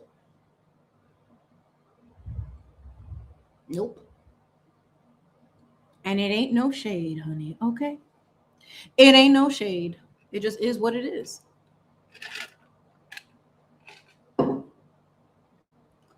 Okay, so what's going on in the chat? I have not looked at the chat. I'm so sorry, you guys. I like keep glancing, but I'm trying to focus, and I'm going to be a little bit more on top of that. Like in terms of like just making sure that I stay focused. It's not because I don't love and appreciate everyone who has been here and has taken the time to spend this Friday with me. I'm very grateful. And shout out to my mods. Miss Renee, Miss Terria here, Miss 808, wherever you are. I love you. I hope you're having the best Friday ever. And to all of my regulars, my regular degulas, I love y'all. Not regular degular, because you're not regular degular. Okay? You're espectacular. Okay? I appreciate all of you for always being here. So thank you so much. But yeah, I mean, like, even like today, like I thought about it. I was like, I yesterday recorded content for today's stream because I'm like, how am I going to hack this baking live thing? Because if I really get into this bag, I got to figure out the best way to go about it so that it's streamlined and it's easy and like just have fun with it. Like since we were visiting London and we were going to do this Bridgerton, I was like, I'm going to create my own classical music, honey, because, one day when she is monetized, I don't want to get a copyright strike from the Mozart estate. Okay. From the Bach estate. Nope. The Chopin. All right. I don't want to do that because according to how all of this is, even if you play music that is from Mozart, if a symphony and a company ends up recreating it, that's a new copyright. So if I were to play it, now it could be copyrighted according to whose symphony I played. Look at how slick. So I was like, who gonna copyright that? Because you know what? It came out of my body. Okay. Who gonna copyright that? No disrespect. But I was like, listen, I'm thinking forward thinking about the future. But as I was creating the content, I was like, I haven't done this in so long. And it was so refreshing to like do it again because I haven't done it in years. And it was just so cool to just be. The difference is that this is more me than it ever has been. Because before it was like, what's going to work for the gram? What's going to work for the girls? What are the people looking for? And I was like, you know what? I don't care if you like it or not. I like it. And I think it's silly. And I want to write pipeth. Yep, I'm going to write pipeth and whippeth. Yes. And say when the screen comes up the next day. Yes. Yep, and I did that. And I'm very like, that was a thing, an insecurity that of mine for so long because, when you grow into like the baking world, when I was into it, was a lot more cookie cutter and not about having real personality. Like, the personality always, like, it was still contained. Like, it was like very fabulous, but you still had to be very contained. Now it's like people are tired of being a prototype. And I was tired of being a prototype. I don't want to be that. I want to be who Chimi is, I don't want to do all the stuff that everyone else is doing. I don't. I'm going to create my own lane. And I feel like I'm doing that. So a part of teaching, I love to teach. I think that like for the most part, I'm pretty all right at it. And I try to be very thorough in my explanations. I don't, of course I'm open to feedback, but I think the personality aspect of it is because I finally feel comfortable just accepting that I'm not everyone's cup of tea and truly owning that. Because a lot of people like, I don't care what anybody thinks about me. And then you get wind that somebody's saying this, that, and I feel, but they were my friend.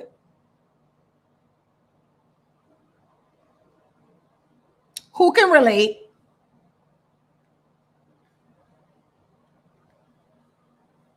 Yes. Yes. A lot of us can relate. Stop playing with me.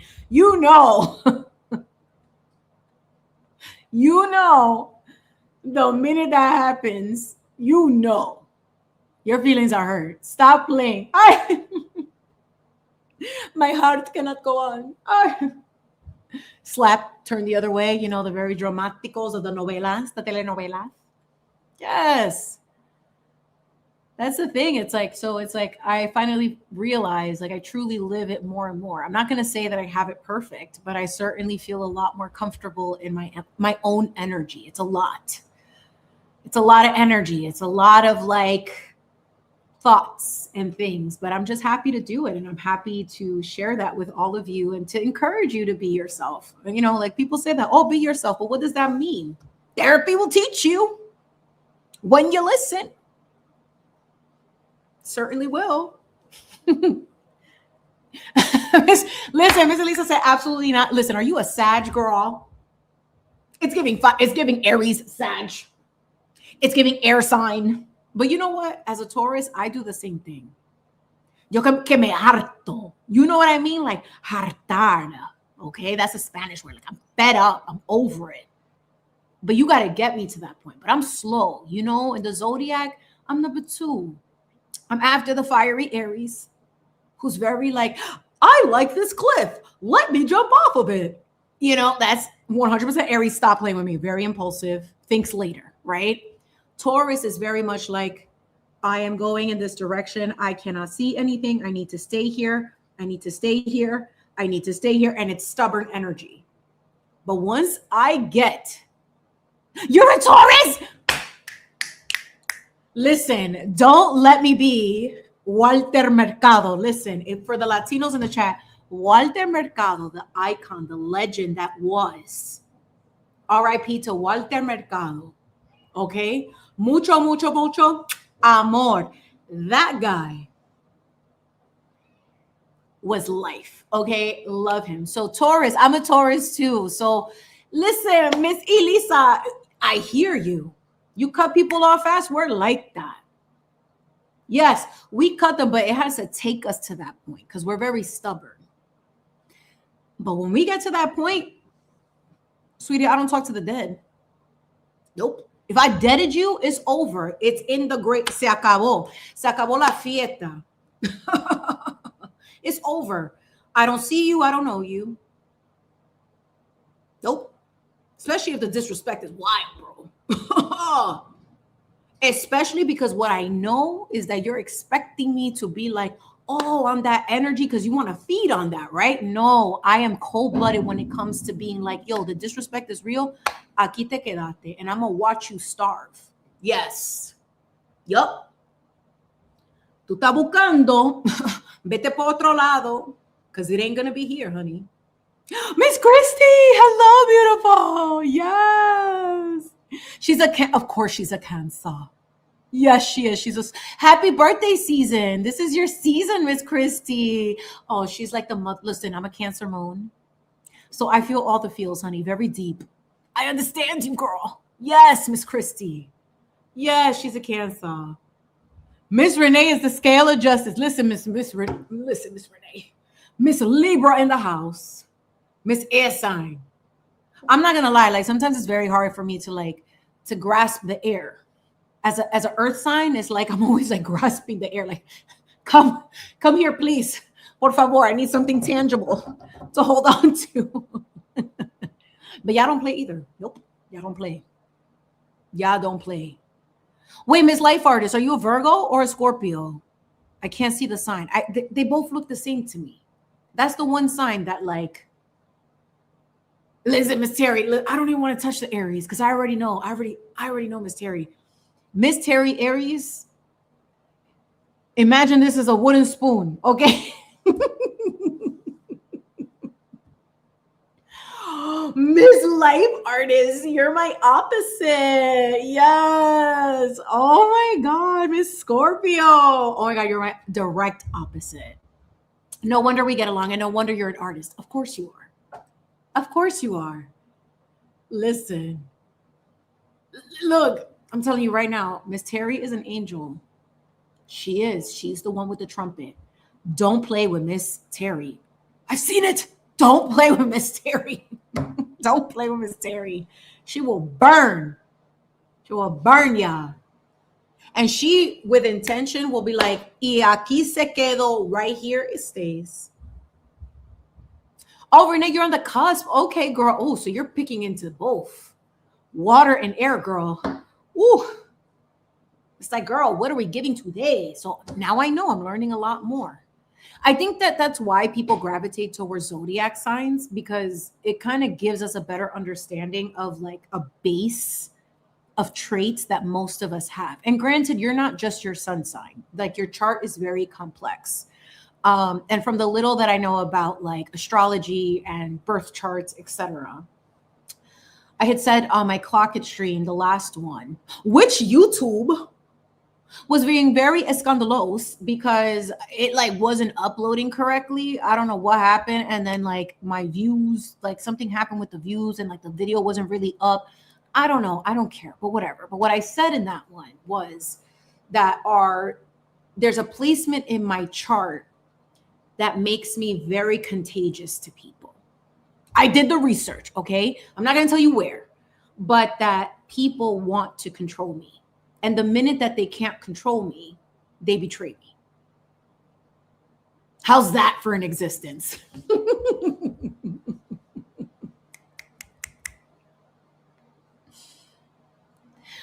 That's why guillotine. No, like literally, like I'm pretty sure that this placement has existed most of my lifetimes because at this point it's like I don't want any like no.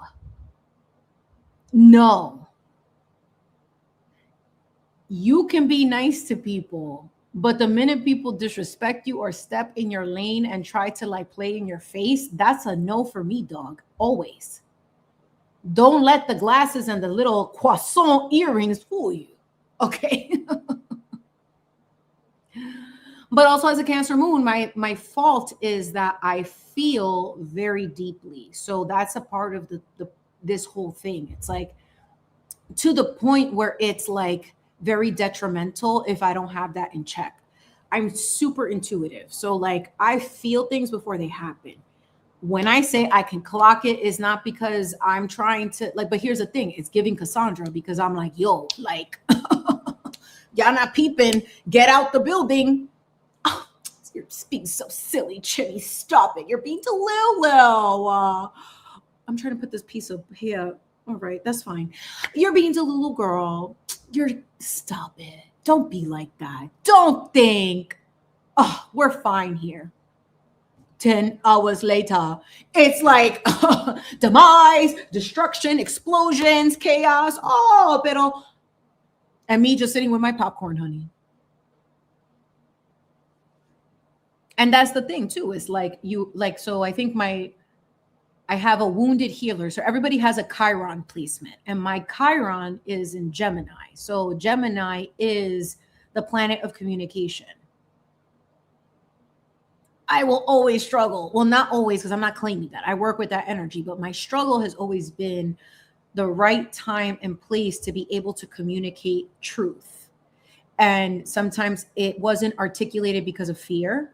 Sometimes it was articulated incorrectly because of assumptions or the bandwagon, not doing my own research, me following along, and that ending up, burning me in the end. There's lots of that. So like when you start to look at your chart, you start to understand the various ways in which how you love. So like, for example, listen, I'm giving you all the tea. This is like my blueprint to some degree. And this is where I'm going to stop it. Okay. My majors. So my Venus, how I love, is in Gemini. And obviously I like to chit chat, honey. Okay. I very much like to chit chat. But what it also means is that people from both sides crushing on your girl. What can I say? I got ladies that like me and I got men that like me. That's just what it is. I mean, but I like to talk. I need to have my mind stimulated. If you are boring, I'm just like, yeah, it was so nice to meet you. If I have to go corporate, yo, you ever been on some corporate? that's for me. Like, that's when I shut it down. I have to be very corporate. Like, I have to be like, dear so-and-so, comma, return, space. Who still does the double space? That's how I was taught. While I am very appreciative of your advances, like I got to get into some Bridgerton. I got to get into that. Sincerely yours, comma, return, Chimi. Return again. Like I gotta be on that corporate. That's how I'm gonna be done on my corporate. Not Miss Terry.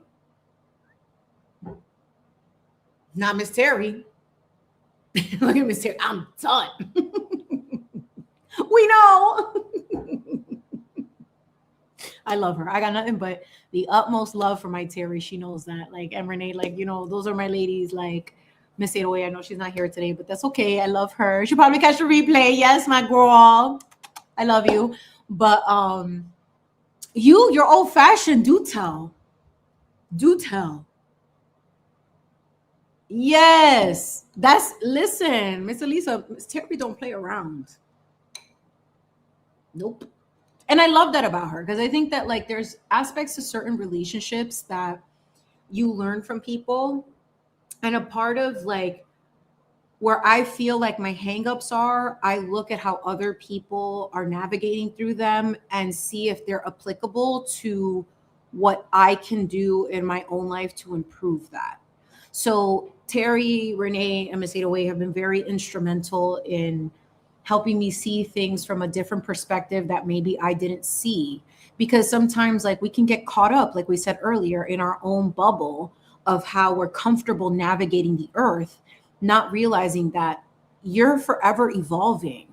And you only know that with the experiences that you have with other people.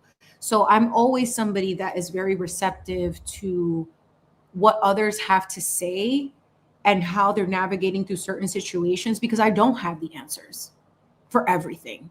I may not know the right approach. It may not be the right time. And I'm someone that doesn't like to have like negative, like energy or like heaviness around. So I like to get to the point so that I could rid it. But am I ridding it to make myself comfortable or like to solve the problem? Or am I actually genuinely solving the problem? There's a difference there. Me wanting it done on my time isn't always going to be a possibility. And that's something that I've had to learn. And you have to allow for people to be who they are and in that space and respect that without having to like, it's like a fine dance, right? And especially when it comes to any disagreements or conflict. And granted, the people that really rock with you will take a disagreement and they move on. Like they're not harboring that against you. But like my past experience has always been like the negative experience follows you for the rest of your life. So it's been a very refreshing situation to be with people, with women also that like are able to help me grow into a better version of myself every time we're in a situation that I may not understand. And the thing too is like, it's not for everyone to understand. It's not, like I know that like we all came from a certain place and like, we all got to know each other from certain situations, but we're all so much more than that. We're not defined by the spaces we go and chat in, like it's all right. Like it's not that big of a deal. Like we're real people, and it's been a really great experience to finally hone in on these relationships and to just learn. And, even with the things that went awry or didn't work out, like that's a lesson to be learned there too, because no one, and I'm going to be very clear when I say this, you don't know what goes on in anyone's life, the choices that they make. You don't see everything. Don't believe the hype all the time. Don't believe the hype. If there is narrative said about you or things that have been said or whatever the case may be, pay attention to the source. That's important. And it's why too, like, even when I come out and say things, I don't want y'all to believe everything that I'm saying. I want you to do your own research and trust your own gut. And if your gut is telling you, yo, Chimi's not for me, beautiful. God bless, love you, bless you on your way. I would never be like, oh, you need to believe what I'm saying. No, because it is not for the audience to observe. I'm not a product. This is not the Real Housewives of Chimi speaks. You know what I mean? Like, we're not doing that. So like, for me, it's just to provoke conversation of like where I came from, where I'm going. I'm not defined by things that have happened or places I've visited or things that I have had an opinion on. that I no longer may agree with or I do agree with, that's irrelevant in the end. Because what I've been able to extract from this space and what to do with this space is find the lane that works for me. And it's a solo journey. And that's what I realized. It's like, it's not that I am not a good guest on other people's platforms. I enjoy speaking with other people, but just right now, I can't explain what God has put on my heart to do. That's between me and the Lord. I just have to move accordingly. The assumptions will be there. People have a right to their opinions. People can think what they want to think. People can assume. People can talk. It doesn't matter. I can't control that. So on my stoic vibe, you cannot control what is out of your control and reach, honey. That's stoicism. We can get into that another stream. But, oh my God, we have like a few minutes. But yeah, y'all. Therapy is a wonderful tool. I just pray that people that are stuck realize that they have the ability to get out. You have the key from the inside. And that is the most important thing that you can take out of this, is that you are in control of your path. Not everyone that you met is going to be on that process. It doesn't have to be a big, extravaganza. It doesn't have to be all this extra. I think that we've gotten too comfortable on the internet to be telling everybody everything. And it's like, privacy is also important. You don't got to take direct shots at nobody or indirect. I mean, like I said a long time ago, people who think that I'm talking about them are going to automatically assume that it's about them, because that's a problem that they have or that they've been feeling. But if we haven't had the conversation, honey, then and you're coming to a live and you want to address things publicly and do all, like, girl, like, boy, that's a you problem then. Have we had the talk? And if it's a no, then that's a one-sided conversation. And I'm not doing that on the internet. You could miss me with that. Yes, I do thank God for, like, and Jesus for making it more accessible to people.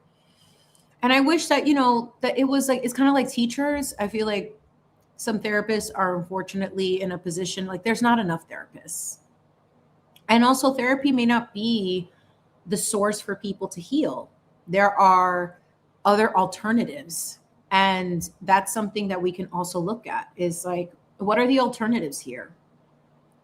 I kind of tried everything, and I kind of found a groove in just understanding the tools and just being more mindful of applying them when necessary. And standing my ground, which I've never was really good at, because I always wanted to make everybody happy at the expense of myself. So I'm glad that I'm able to now see that and just be like, nope, not anymore. Not anymore. You guys, this is so good. It just gets better. I'm not going to hold you. I'm just over here. Should I call this a mukbang? Remember people used to eat on the internet because there were so many people, especially in Asia, that were lonely. And people started to just film themselves eating so that someone could feel like they had a companion. How sad is that?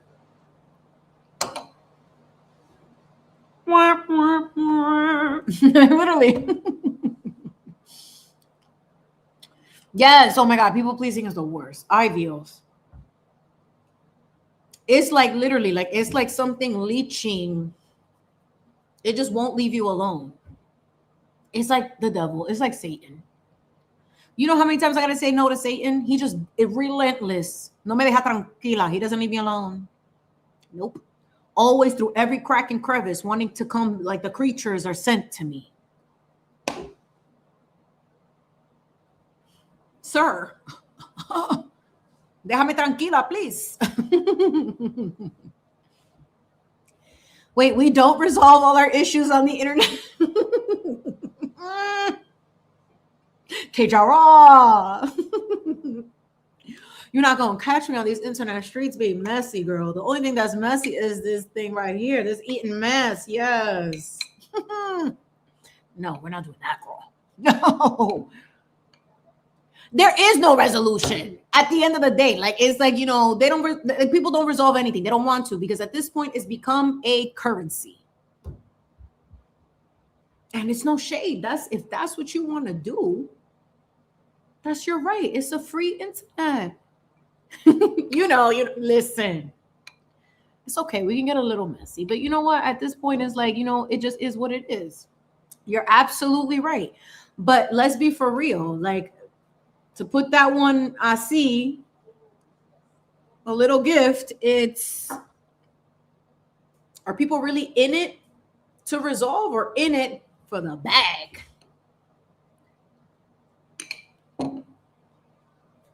To constantly create the confusion and the teetering. It's the entertainment. The entertainment aspect. And people are glued to their screens like it's a show. And that's where I will tell people, I'm a real person. I am not a hired actor. This is not a television show, a production company. This is real life. Miss me with that. I'm not engaging exactly en la novela. Nope.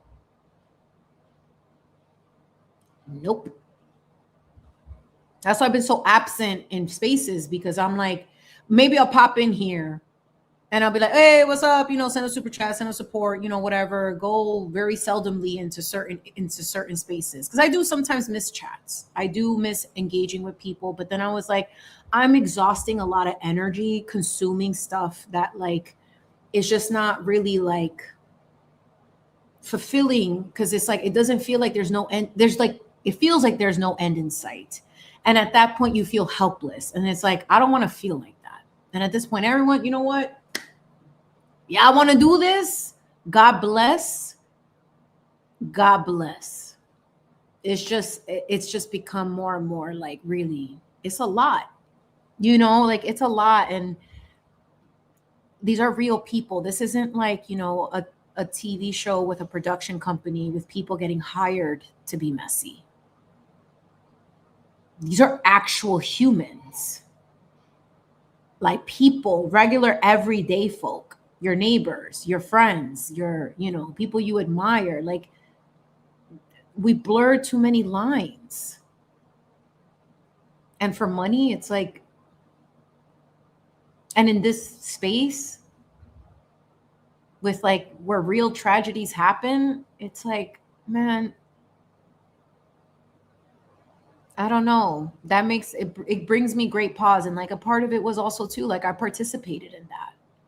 And it's hard to leave, it's hard to get out of that because you enjoy it. It becomes routine.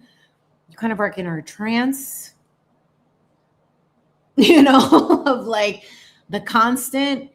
And it's like you get hooked on it. And then how much of that is el diablo operating through people, places, and things in this space where it's already so dark? And it's like I said, if I am the lighthouse, you come here when you're ready. I'm not trying to force myself. I don't go into spaces to be like, oh, come over here. I have my channel. I don't do that.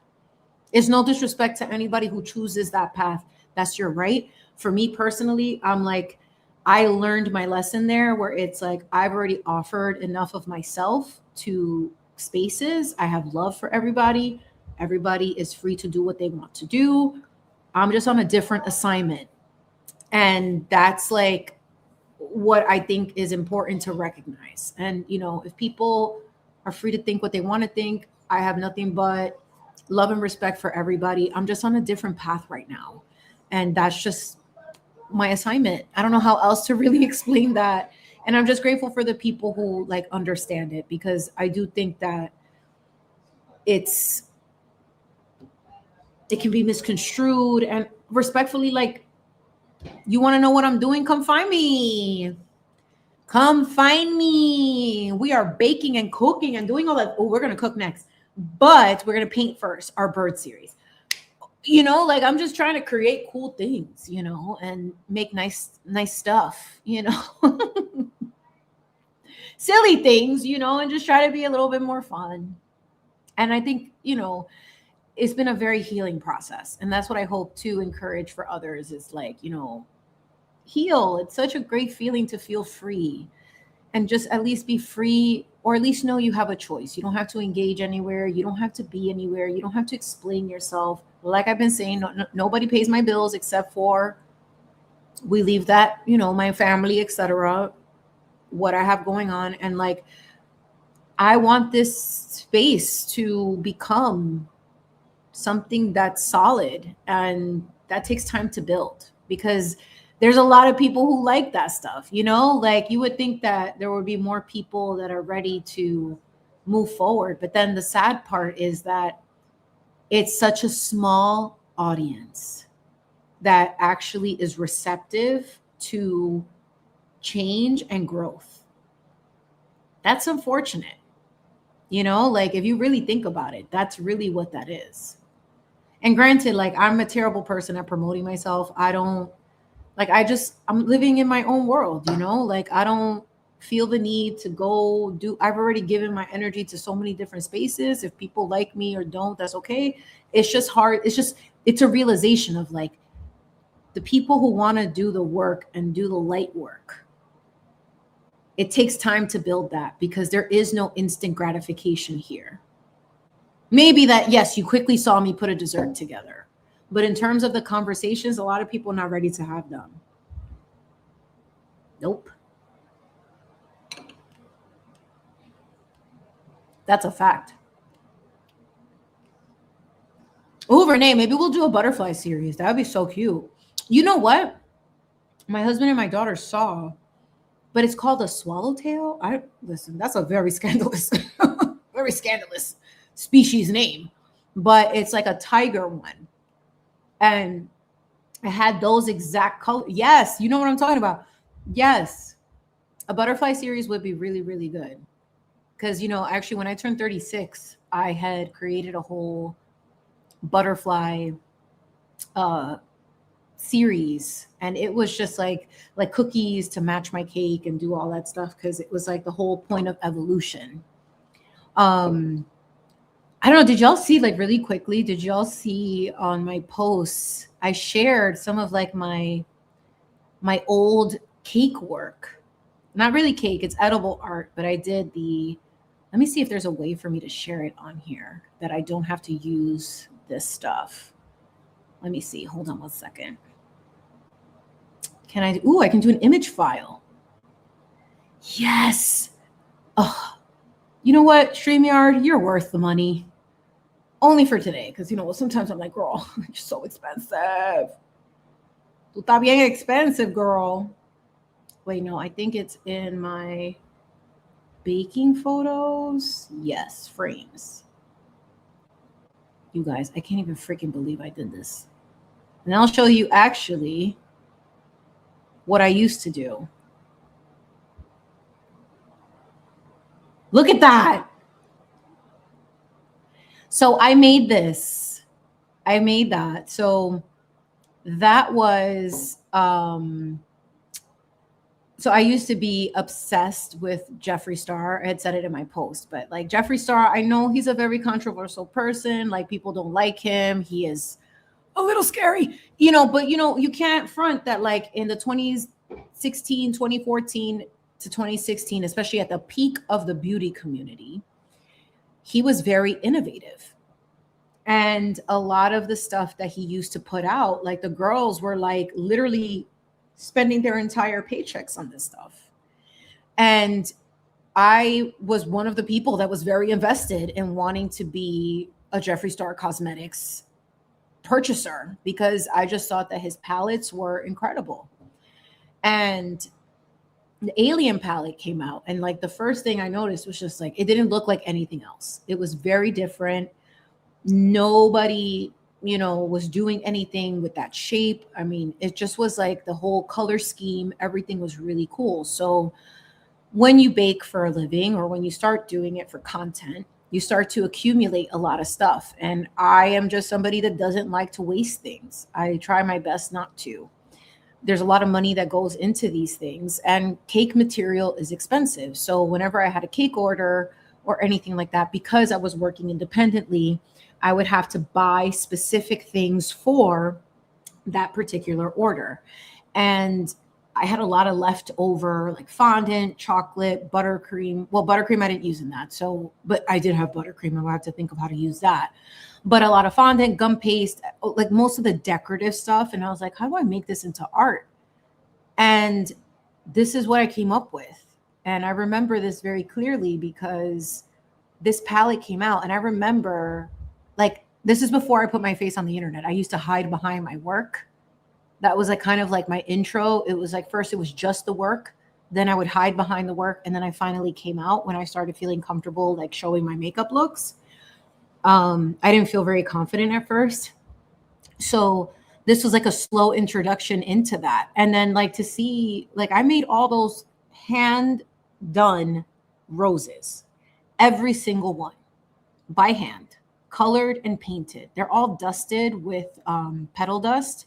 So it was like playing with the different colors. Like, I don't know if you can see on the, like on this side, like right where my hand is, like that's like this, like on this side right here, the green flower with like the pinkish. I used to do a lot of that. So it was like mixing the colors, making them come to life, but making them look like they came out of an alien spaceship. And I was just like the frame, everything, it just came out so dope. Like I was so proud of this piece. And actually, I think he reposted it, if I'm not mistaken. Like I got a lot of love for some of the stuff that I used to do. But I will say that at this time, I was a lot heavier because I had just given birth to my daughter and I was very insecure about showing my face and being online. Like I was just not into it. So it's, yeah, like I eased into it, kind of like similar to like when I first started coming back on the internet after that long hiatus. It was like, well, you're only going to hear my voice and here I am. You know, like it was like a couple of streams before I actually showed my face because I wasn't sure if I wanted to put myself out there.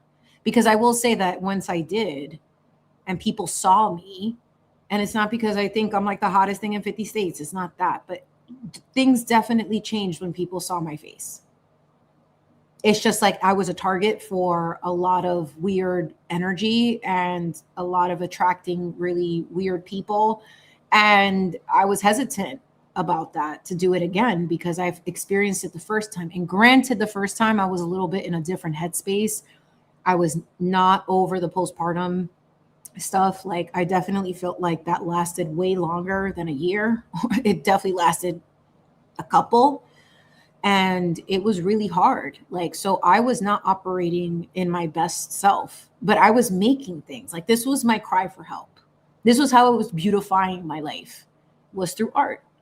Or to feel like I felt something, was to create something beautiful. But now I can look at it in retrospect and just be like, I mean, look, even my hands lost weight, honey. Like, look at that. Like,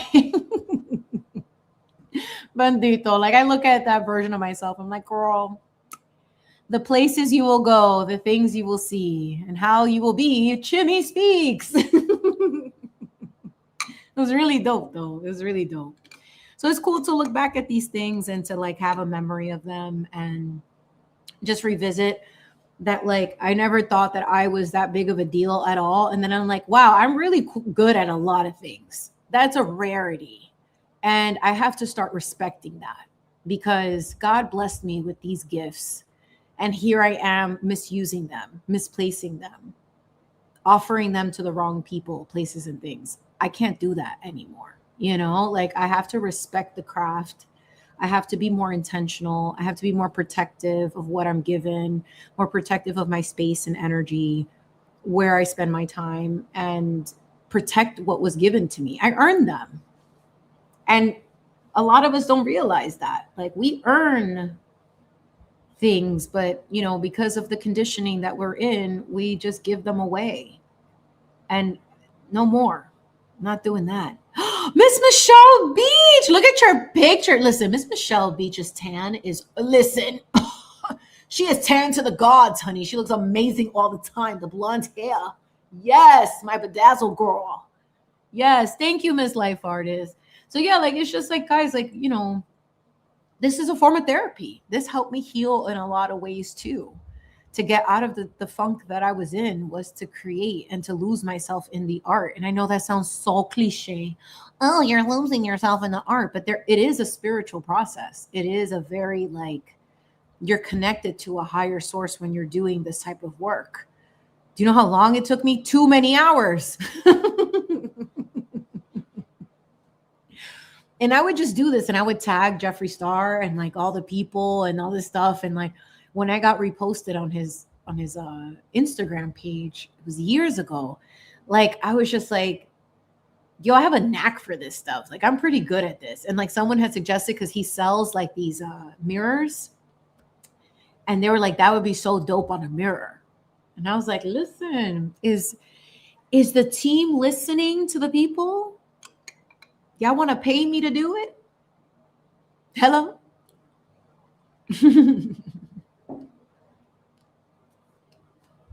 Yes. You should pay me to do it. Art is great. I love art. It certainly is therapy. And it's just something that is a divine connection. It's a divine source. It's a power. I just wasn't handling it appropriately. I was trying to chase the attention. Even though it was beautiful, I was still trying to chase the recognition. That's why this time, like, I didn't tag it. I could have. You know, you can @ someone in your posts and it'll show you a list of people. I just don't feel the need to do that anymore. I'll say what it is because, look, the palette is dope. I'm not even going to hold you. Like, it's a great palette. Okay? It's very nice. Let me see what else. Since we're doing show and tell. We can stay a little bit longer. It's fine. It's Friday. Cheers. Who has a beveragino in hand? Tell me everything. Let me see. Image file. Yeah, so I did that. Let's see. Let's see what other teams. Oh, let's do it. I have, this is just documented. 212 cakes documented, not everything else that I did. That's pretty wild, you guys. That's a lot of work. I didn't realize that. Let's see. There was just so much stuff. Oh my God. I'm looking at like, I don't even know where to begin. Oh, so I did start this type of thing. I don't know if people really understand, honey. All right, let's get rid of you. Bye, remove from studio. Au revoir. And then, oh, hi, I'm back. So here, I did this.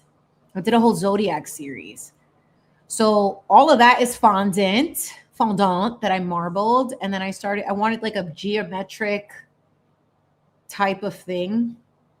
And I like made all of the zodiac signs very simplified, but I love gold. Like that's like one thing. That's I don't know. Has anyone done the color analysis?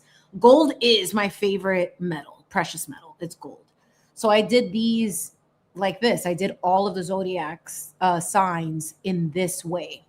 Oh, what are we drinking? Soda Stream. You know what? Do they still have that around? I remember when it first came out, it was all the rage. And good for you. Congratulations. KJR, you are not having coffee right now. You having some coffee or you having tea? Which one is it, honey? Tell me. So,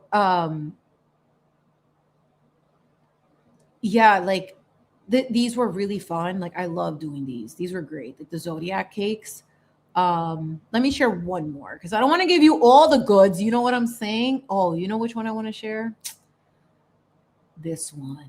I think I might have shared it on a post a long time ago, but let's see. Yeah, y'all, like I really did a lot of stuff. I've done wedding cakes. Actually, let me show a wedding cake. Where is this one? This one is a simple one.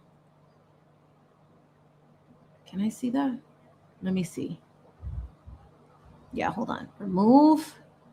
Add to stage. Ta-da! Very simple, but I made all the little flowers because that's what they wanted. They wanted a very rustic looking cake.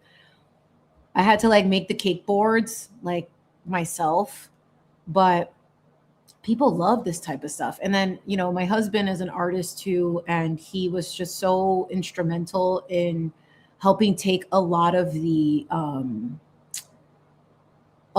photos for me, editing them. Like we had a whole thing going. But this time I'm just like, you know, I'm a little less concerned about all of that stuff, you know, like I don't really care if it looks right. I just want it to feel real. And that's where it's at. Before it was a lot more curated, a lot more you know, just it has to look a certain way, like, and I don't want to do that anymore. Like I'm over that already. This one, this is the last one I'll leave you with. Because this one was one of my most liked cakes on Instagram. Like I think it got like 3,000 plus views. I mean, likes, because it got really popular, and you'll see why. Hold on. So remove this. I love StreamYard. Okay. Ta-da! This one was one of like, this was a style that I was so into at the time, because like rainbow, like buttercream was a very popular thing. Because I'm going to be very honest, I don't like fondant. It tastes nasty to me. It's like plastic. Not for me.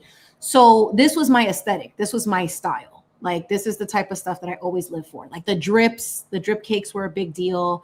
Then like doing all the random placements of the buttercream and sugar, and like I made those cookies and like put them as toppers. So like this was like making art into like food into art, you know? So I made this for my daughter's it was her birthday. It wasn't a birthday celebration. I think this was, hold on, let me see.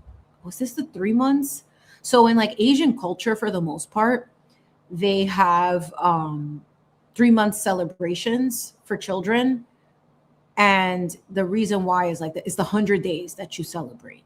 So I made this for her because, you know, she was like, she is like a little unicorn. She's special. And I know she's my daughter. All right. I get it. Let me see if I can show you the top. Yes, the top. This is the top before I put all this stuff. So this was the other one. That's the top of the cake before the toppers. But look at those drips though.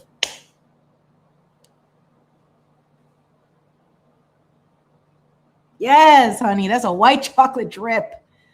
The consistency is perfect, honey. Yes. And I would just go ham on these like decorations. I would love it. It was like one of my favorite. Yes. So that's sanding sugar. And that was, I think, from a company called Bakery Bling. Oddly enough. I mean, yes, it's Bakery Bling. Yes, you need that bling bling. And what I would do too is that I would take the sanding sugar, the Bakery Bling, and also add it to the bottom of the cake boards. I didn't do it for this one, but I mean, this is what I live for, you guys. Like, come on. It's just art, you know. It's my own art, and I think that when you are trying to find yourself and find who you want to be, I found my style like that, and it was all, I'm self-taught. I didn't go to culinary school. I just went to a Michael's class to learn how to pipe, and I went to a what's it called? A fondant class at New York Cake before they became the very big New York Cake. The first time, actually, I don't know if I am allowed to say that, so I'm not going to say it. But the owner at the time, like my first fondant class, my husband took me for my birthday. And we had to make a Chanel bag because the owner's very bougero, you know. She was very cute, very nice. And she's like, "This is your first time doing fondant?" I'm like, "Yeah." And she could not believe it. She's like, "You are talented." I was like, "Excuse me, girl, I just did buttercream. I didn't know," because fondant is very finicky. Like for anyone who works with this type of stuff, the reason why cakes are so expensive is because the material is a pain in the behind. Fondant in the humidity is like sweating. It's melting. There were many a nights that I cried. Many a nights that I cried because I was like, Santo Dios en el cielo, please, Ave Maria. Like, I'm like, please, to the fondant gods, let it work because I cannot. Nope. Oh. If you know I'm doing all this extra, you know why I'm doing all this extra in my Puritan blouse. Yes, for Miss Boston Brandy. Yes, period. Miss Boston Brandy, on a Friday night, I get to have you in my chat. Ay, Dios. Mira, cheers to you, girl. Yes, Miss Boston Brandy, changing lives. Yes. Telling people how it is. Yes. Keeping everybody on check. Yes. Yes. Stop it. You're so cute. Oh, stop it, girl. Thank you for being here. Oh my gosh, it's such an honor to always have all of you here. I'm so grateful for everybody. We were talking about therapy, girl, earlier, and I made a very British dessert. And I had my companion, my daughter left this jelly cat with me today. This is Agatha and her boo, Lance, with his mustachio. Mira, it's so cute. Yes, Miss Boots on the Ground, Boston Brandy, Boots on the Ground, Boston Brandy. That should be a new song. That should be a new. That's a good song. That's a twerkathon. Yes. Listen, I know Miss Boston Brandy be like that. Yes. You have been behaving, girl. I know, but I know that you're fire. You're a Virgo, right? She a Virgo. Yes, she a Virgo. Yes, I remember. She's an earth sign like me. A Virgo is very analytical. She clocks it, okay? She knows. Yes, the music, the dancing. Listen, not this chair. Not this chair getting the action on a Friday, honey. No. Let me behave. I'm in a Puritan blouse. I just got off the Mayflower, honey. Okay, stop it. Yes. Michelle Beach is a Virgo. You know Beyonce is a Virgo. So basically, y'all are pretty much Beyonce. I mean, iconic. Point blank and period. Yes. Miss Listen, I'm turning this off. I can't. No puedo más. No. Not the one. Keanu Reeves, the one. Listen, honey, I think that we're all trapped in this freaking matrix. How do we get out? I'm trying to teach the people, okay? I'm trying to teach the people. How do we get out? Try to help. Of course, it's the most popular month. Listen, because your parents.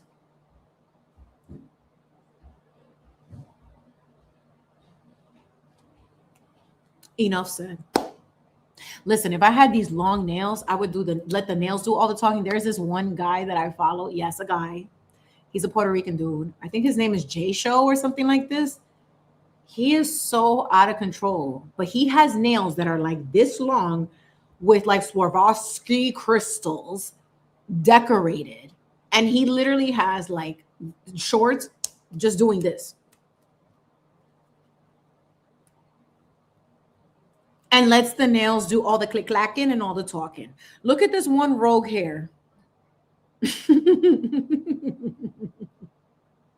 Hi, this is my length. I had cut my hair for my birthday, but it's just like, it's not staying up. This Mercury retrograde. Oh, and you know what else is in retrograde? Neptune. Neptune, the planet of like the obscure. We're hiding things behind a veil and everything is in a dream state and we don't see things clearly. Listen, if you're a scammerina, good luck trying to get away with it for the next few months. It ain't going to work. So basically, Neptune in retrograde, in addition to Mercury in retrograde, is saying basically this. You ain't finna lie to me and you ain't finna deceive me, okay? Yes. So for anyone going through certain situations, legally, house-wise, anything that's like, you hiding behind the mask, it is seen more clearly now than before. This age of Aquarius is not playing. I mean, how we all decided to be here this lifetime, how iconic. Yes, listen. Chimi's getting to the point of Are we going to clock arena? Because it's getting into clock at a clock. Okay. Yes. Agreed, Michelle. Like there is something weird going on with like the Mercury retrograde this time around. It feels a lot more intense than before. And that probably has to do, like if you follow Asian astrology, it's also the year of the fire horse. A horse on fire. I mean, there's going to be a lot of things going on that are completely like obvious. So don't get distracted by the noise. Right now, you need to really focus on what's in front of you, because the side stuff, the distractions are going to be heavier to purposely take you off of your path. So you have to be very intentional in the way that you move in this period. And Mercury retrograde is obviously going to do, you know, the lapses in communication, technology, delays in things slowing down, etc. But it's also a time to also reflect where you were at 6 months from this point. And that also has to do with moon phases. So like when there's a full moon, even though it's like, so a full moon in Scorpio, it's what happened in Taurus season now that the full moon is coming in Scorpio, or vice versa. Like it's the 6 month period, the yin and the yang. What's happening between that period, and how do you close out the cycle so that you can go into the new moon and release it? So full moons are supposed to be the full circle, encompassing everything, release. New moons is to set new intentions for the next cycle. So we're always on a cyclical pattern, right? So all of the stuff that's going on now, I mean, in my opinion, has been going on too long, honey. I'm like, y'all not tired? We're still doing this. You know what needs to happen? Everybody needs to take a shot of something delicious. Whether it's a shot of espresso or whatever you fancy. But some of y'all need to take something. Yep. Clock Arena has arrived. Yep. We're clocking in real time. Yes. There is fatigue. Yes, there's so much fatigue. Everyone's feeling it. Yes, go to therapy. How you brought that full circle. Yes, my nurse of interest, she brought it full circle. Yes. Como la luna. Very full circle. Oh.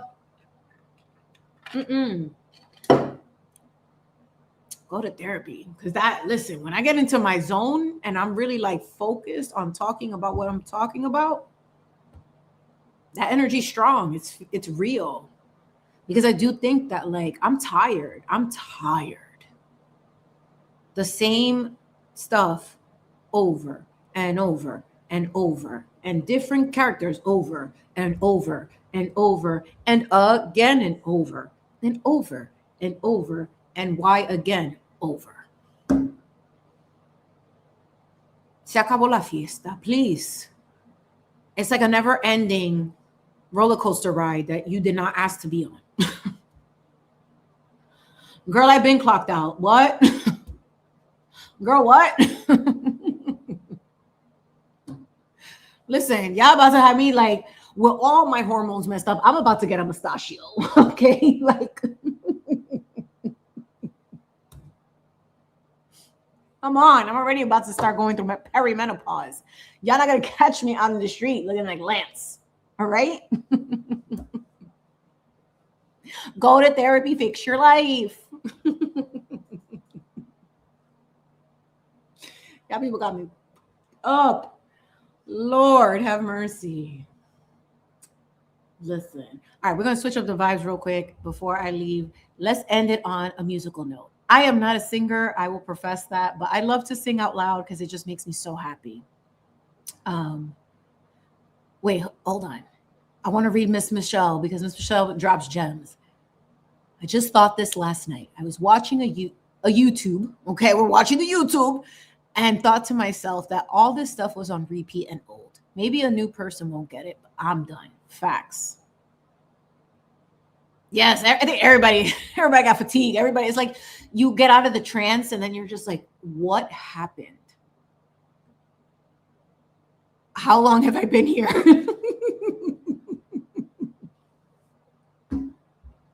You got that one straggler hair like I had earlier. It's like, but there's several, and you're just like, did I just get? Is this a table? Is this a beveragino? Like literally, like it's like, it's like they're coming out literally like in disbelief at how long you've been trapped in a trance of, but that's the toxicity, right? It just keeps you stuck, and you think that you're like the lines get blurred of like what does it mean to be righteous in a space that's operated by your ego?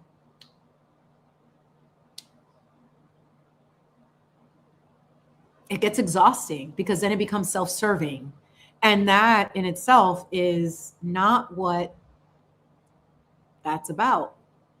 Yes, honey, we were in a trance. It's like being on LSD, honey. I don't even know what that is, but from the whole thing is like, that I've seen people on trips and talking about it, or DMT. It's like you start seeing shadowy things.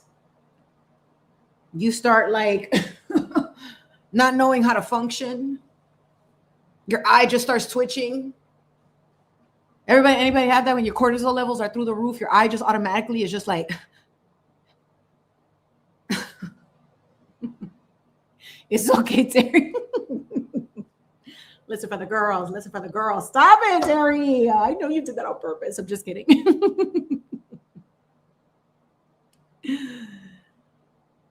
Yeah, literally. You do feel that. I know, and I hear you. Like it's very intoxicating. That's el diablo. He likes to operate in this space. That's what makes me so icky about it. And why like it's hard for me to now even like, yes, I know you know what I mean, girl. Yes, for the girl, for the girl. Stop. Y'all gonna get me to vote on this? Not today. No. No. But yeah, like it's a whole thing. But it's good to have that awareness to get out, and that you always have the option to just turn it off.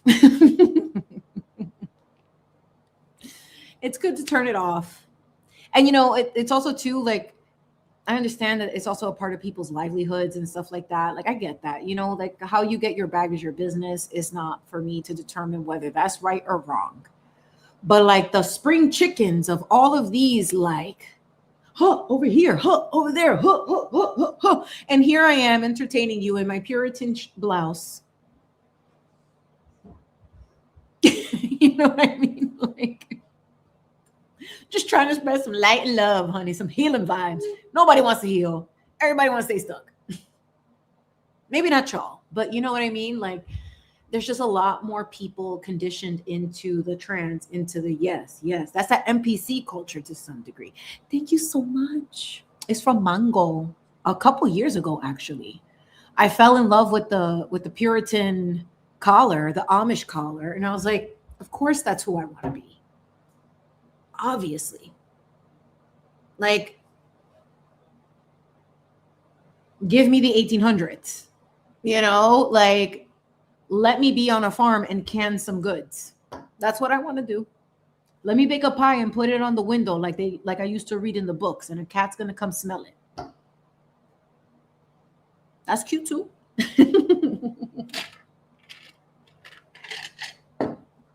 Yes. Michelle, stop. I love that emoji. It's great. It's like, I love it. Y'all are so amazing. Thank you so much for being here. It's just like, I hope everyone, like, yes, I just listen. Are we literally gathering today with Lance and Agatha? Yes, Terry, you took the words right out of my mouth. Are we gathering for the commune? Is that what we're doing? Are we all participating in establishing a commune of like-minded individuals that like to can goods? I'm already learning how to grow tomatoes, and I know how to make a pretty decent pasta sauce, despite the fact that I'm Latin. Okay? I'm just saying. Of course you do, Miss Elisa. She's a Taurus. Of course she likes to. That and jewelry, like jewelry, makeup. Like we like beauty. We like things that are very cute, you know? Life artists, I mean, what are we doing, ladies? Let's go. I mean, and maybe a gentleman watching. Are we doing the commune? Are we communing to create real community? I would love to do that. Yes, I would love to grow. I would love to have like all the vibes. They're like, it just is so uplifting. And it's not to stay in that delulu, but it's more like, you know what? At this point, if we've been so delusional to be in the delulu of negativity, why don't we just do the delulu of positivity? I mean, that's an option too. I'm just saying. Miss Boston Brandy, what's in your cup, girl?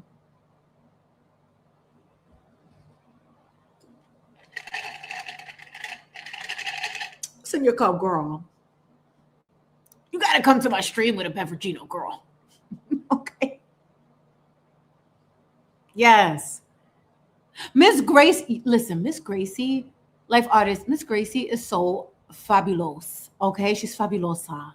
I think she was here earlier, and I know I was very much in a different energy because, you know, I was talking about therapy, but I was coming from a really real space. Like, you know, like I'm like, I don't want y'all to be trapped in the things that you can easily, if you choose it, let go of. Like, be free yourselves of these things. If the past, that ugly ex that, you know, you saw him with beer goggles, girl, I've been there. I was like, but he plays the guitar. My standards were very low at one point. Oh my God, I love that. You see, I feel like the vibes are vibing where we're already on that energy to want to do a commune. I mean, at this point, oh, I love her. She's so sweet. Like, I have so much respect for her because she like loves to be on the internet. She está bailando, so she don't gotta feel that pain. And then like, look, like a lot of people don't wear their pain. And for her to alchemize it is to still bring joy to people. Like, that's beautiful. I love that. More of that, you know? Just that little bit of like can encourage somebody to like who's in a similar position or just feeling down, could be like, you know what, today I want to put some merengue. I want to dance for the people. Yes. Listen, for my Latinos in the chat, merengue is a funny thing. There used to be a time when I was small and all the music that I would listen to was obviously like Latin music, but merengue, the songs, the lyrics to songs were just very like basic. When I tell you basic, it's like el beeper, the beeper, okay, a beeper, you know, like the old school beeper, el beeper, el beeper, el beeper, el beeper, like nonstop. Before it became, you know, big booty, bend over, like before that, it was very interesting, very simple. El beeper, the cow, la vaca. The guy was like, la vaca, moo. And we're all like, yes, this is the jam. Yes. You know, la vaca, moo, la vaca, moo, la misma vaca. Like the cow, the beeper, the chair. Like, I mean, there's so many things that we used to dance to. Like, I'm like, y'all couldn't think of anything else? Like, el baile del perrito. Look, the dance of the dog. And listen, as that has a double meaning though. And when I grew up and became an adult and I understood what that was, Mr. Interest, stop playing with me. You know that especially that song, El Baile del Perrito, and in the video, they have a little girl doing El Baile del Perrito. Okay? It basically means the dance of the doggy style. And not little kids going like this. Like, no, inappropriate. No. And we all used to be, you know, it was innocent for us. It wasn't anything that like you just discover how deviant it really was and the innuendos and the double meanings later. But as a kid, you know, you just laughed about it because, you know, they were always like, they had a little girl. They had a little girl in the video. I saw it today, life artist. If I'm wrong, I will 100% take responsibility for that. But like, I swear, like it looked like a young girl, like going like this. So, I mean, it was just like, but then back then, you know, it's like almost like kind of like how the cartoons now have adult humor hidden in kids show. It's that. but it wasn't so direct now. Like I would rather hear that than some of the atrocity. Like you're not playing, you know, what's his name? Bad Bunny in a little kid's party. Absolutely not. No. No. No. But things were different then. You know, absolutely. They were different. And listen, Miss Michelle, what you know about reggaeton? Yeah, she's like, yes, Michelle Beach. Then she goes to the beach and she gets tanned. Yes. I love that. Party tens across the board. Yes. Yes, Miss Keja. I used to love that song too. La vaca, moo, la vaca, moo. I'm like, how simple. I could have been a multimillionaire right now if I would have came up with a song like that. El vaso, el vaso, el vaso, el vaso, el celular, el celular, el celular. That was not that great, but el vaso, like that flows. Listen, there were so many interesting things, like, and it wasn't as suggestive as it is now, which is nice, right? Like in all the music, even like like all of the guys who were experimenting with the new like the new trends of the 90s and like rapping over their songs, even how they spoke about women wasn't as like suggestive or aggressive. Like all the reggaeton artists afterwards, is like, geez, you guys, leave a little to the imagination, will ya?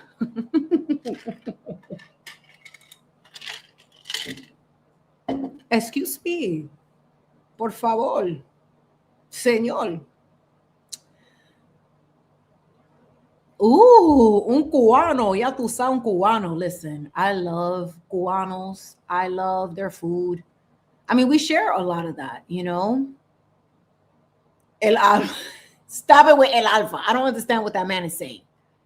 La mamá de la mamá de la mamá de la mamá de la mamá de la mamá de la mamá. Literally, like, it's like he made a lot of money doing that song too and doing weird sounds. I mean, look, I can't knock the hustle. I really can't. If that's your vibe, I'm going to dance to it. I'm not going to lie if I hear it.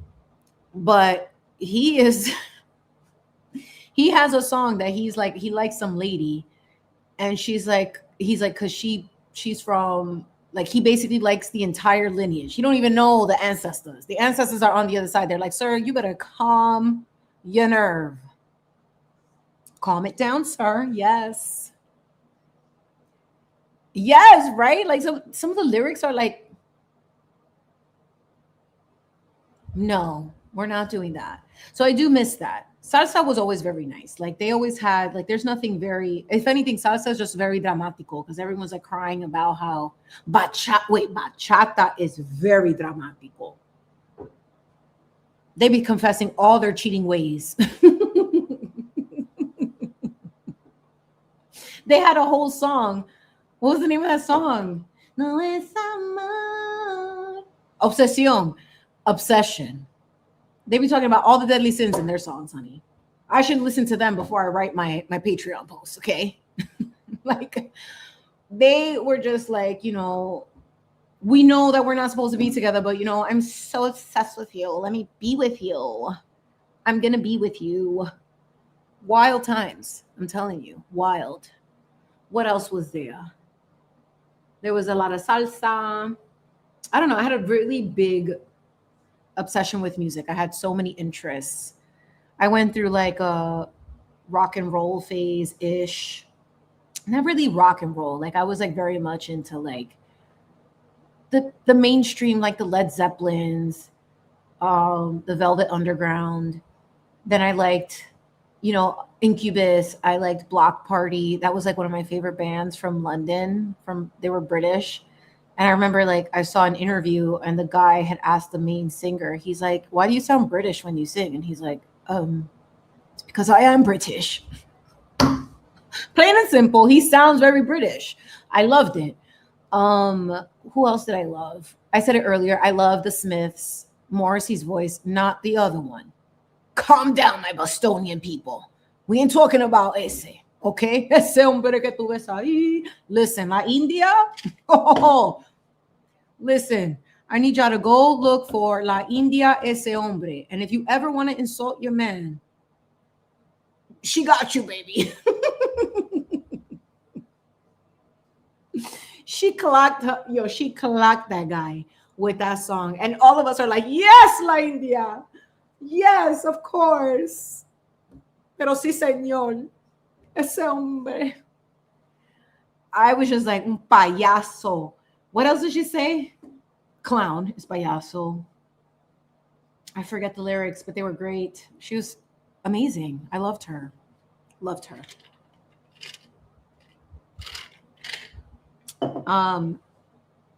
Of course, I was into Britney. Duh. Love her. So sad for her. We'll do a stream on just Britney because I think that her story with fame and how she went through the things that she went through is interesting to look at and kind of discuss. And those, you want to talk about trauma on the main stage. That's sad what she went through and what they put her through. Like, she was just so effortlessly beautiful. Like, it wasn't about like being classically pretty. It's just her energy, her vibe, her aura. She was just naturally sexy, like, and she didn't have to be saying a lot of gross things. Like, it just was like, there was a part of her that was so rebellious. It's her Sag energy. Like, she just loved to be free, and to see her confined in the way that she was is sad. Like, it's such a sad story. And to see her now, I don't really think that's her. I think that there's a lot of stuff that people don't really talk about. And Miss Boston Brandy would know the conspiracies behind, replicas.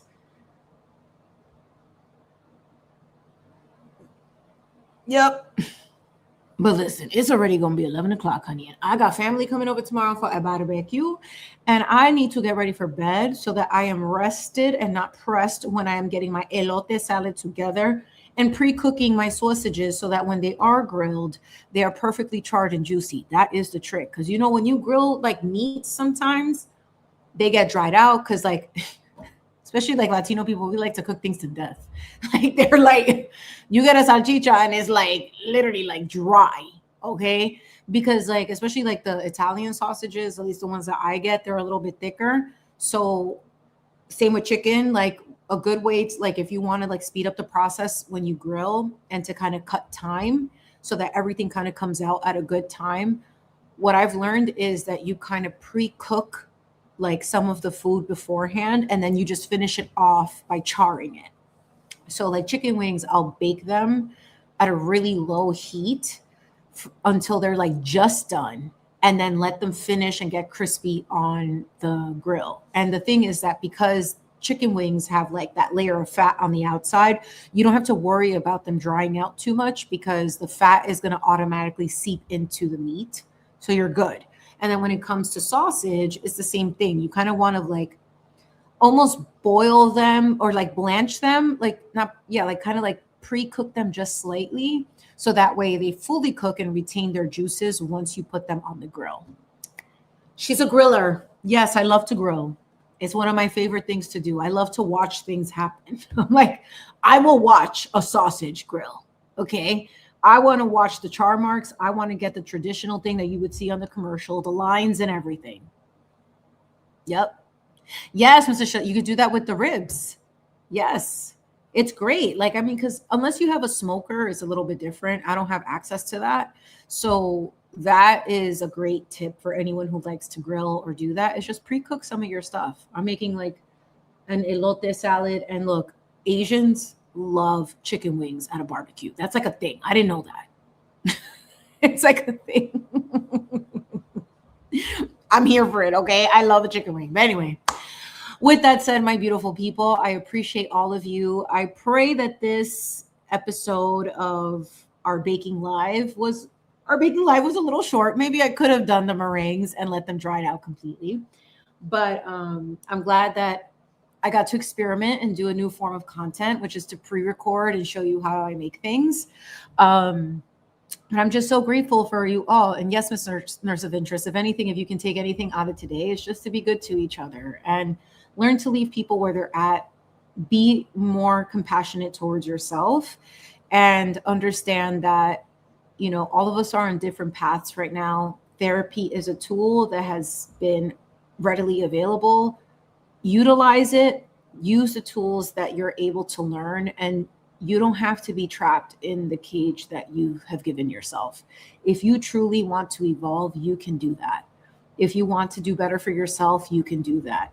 We may be in an open air prison, but the gilded cages that we live in, the lock is from the inside, not the outside. So you have the key to open it and get out. And I pray that all of you really take a second to continue to just remove yourself from spaces, people, places, and things that aren't in alignment with where you're going. If you feel tired, get out. If you don't want to deal with it, get out and find the things that make you happy and bring you some fulfillment. Life is short. We're only here temporarily. So the hope is to always live fully and to embrace every second on this supposed earth. I don't know. But I'm going to keep searching for the kingdom of heaven within, honey. And I hope you all do too. So have a wonderful evening, everyone. Thank you so much again for joining me. And I just appreciate all of you so much. Have a lovely weekend. And I will catch you in the next stream. All right. Bye. And live. Am I doing it right? Yes, I think so.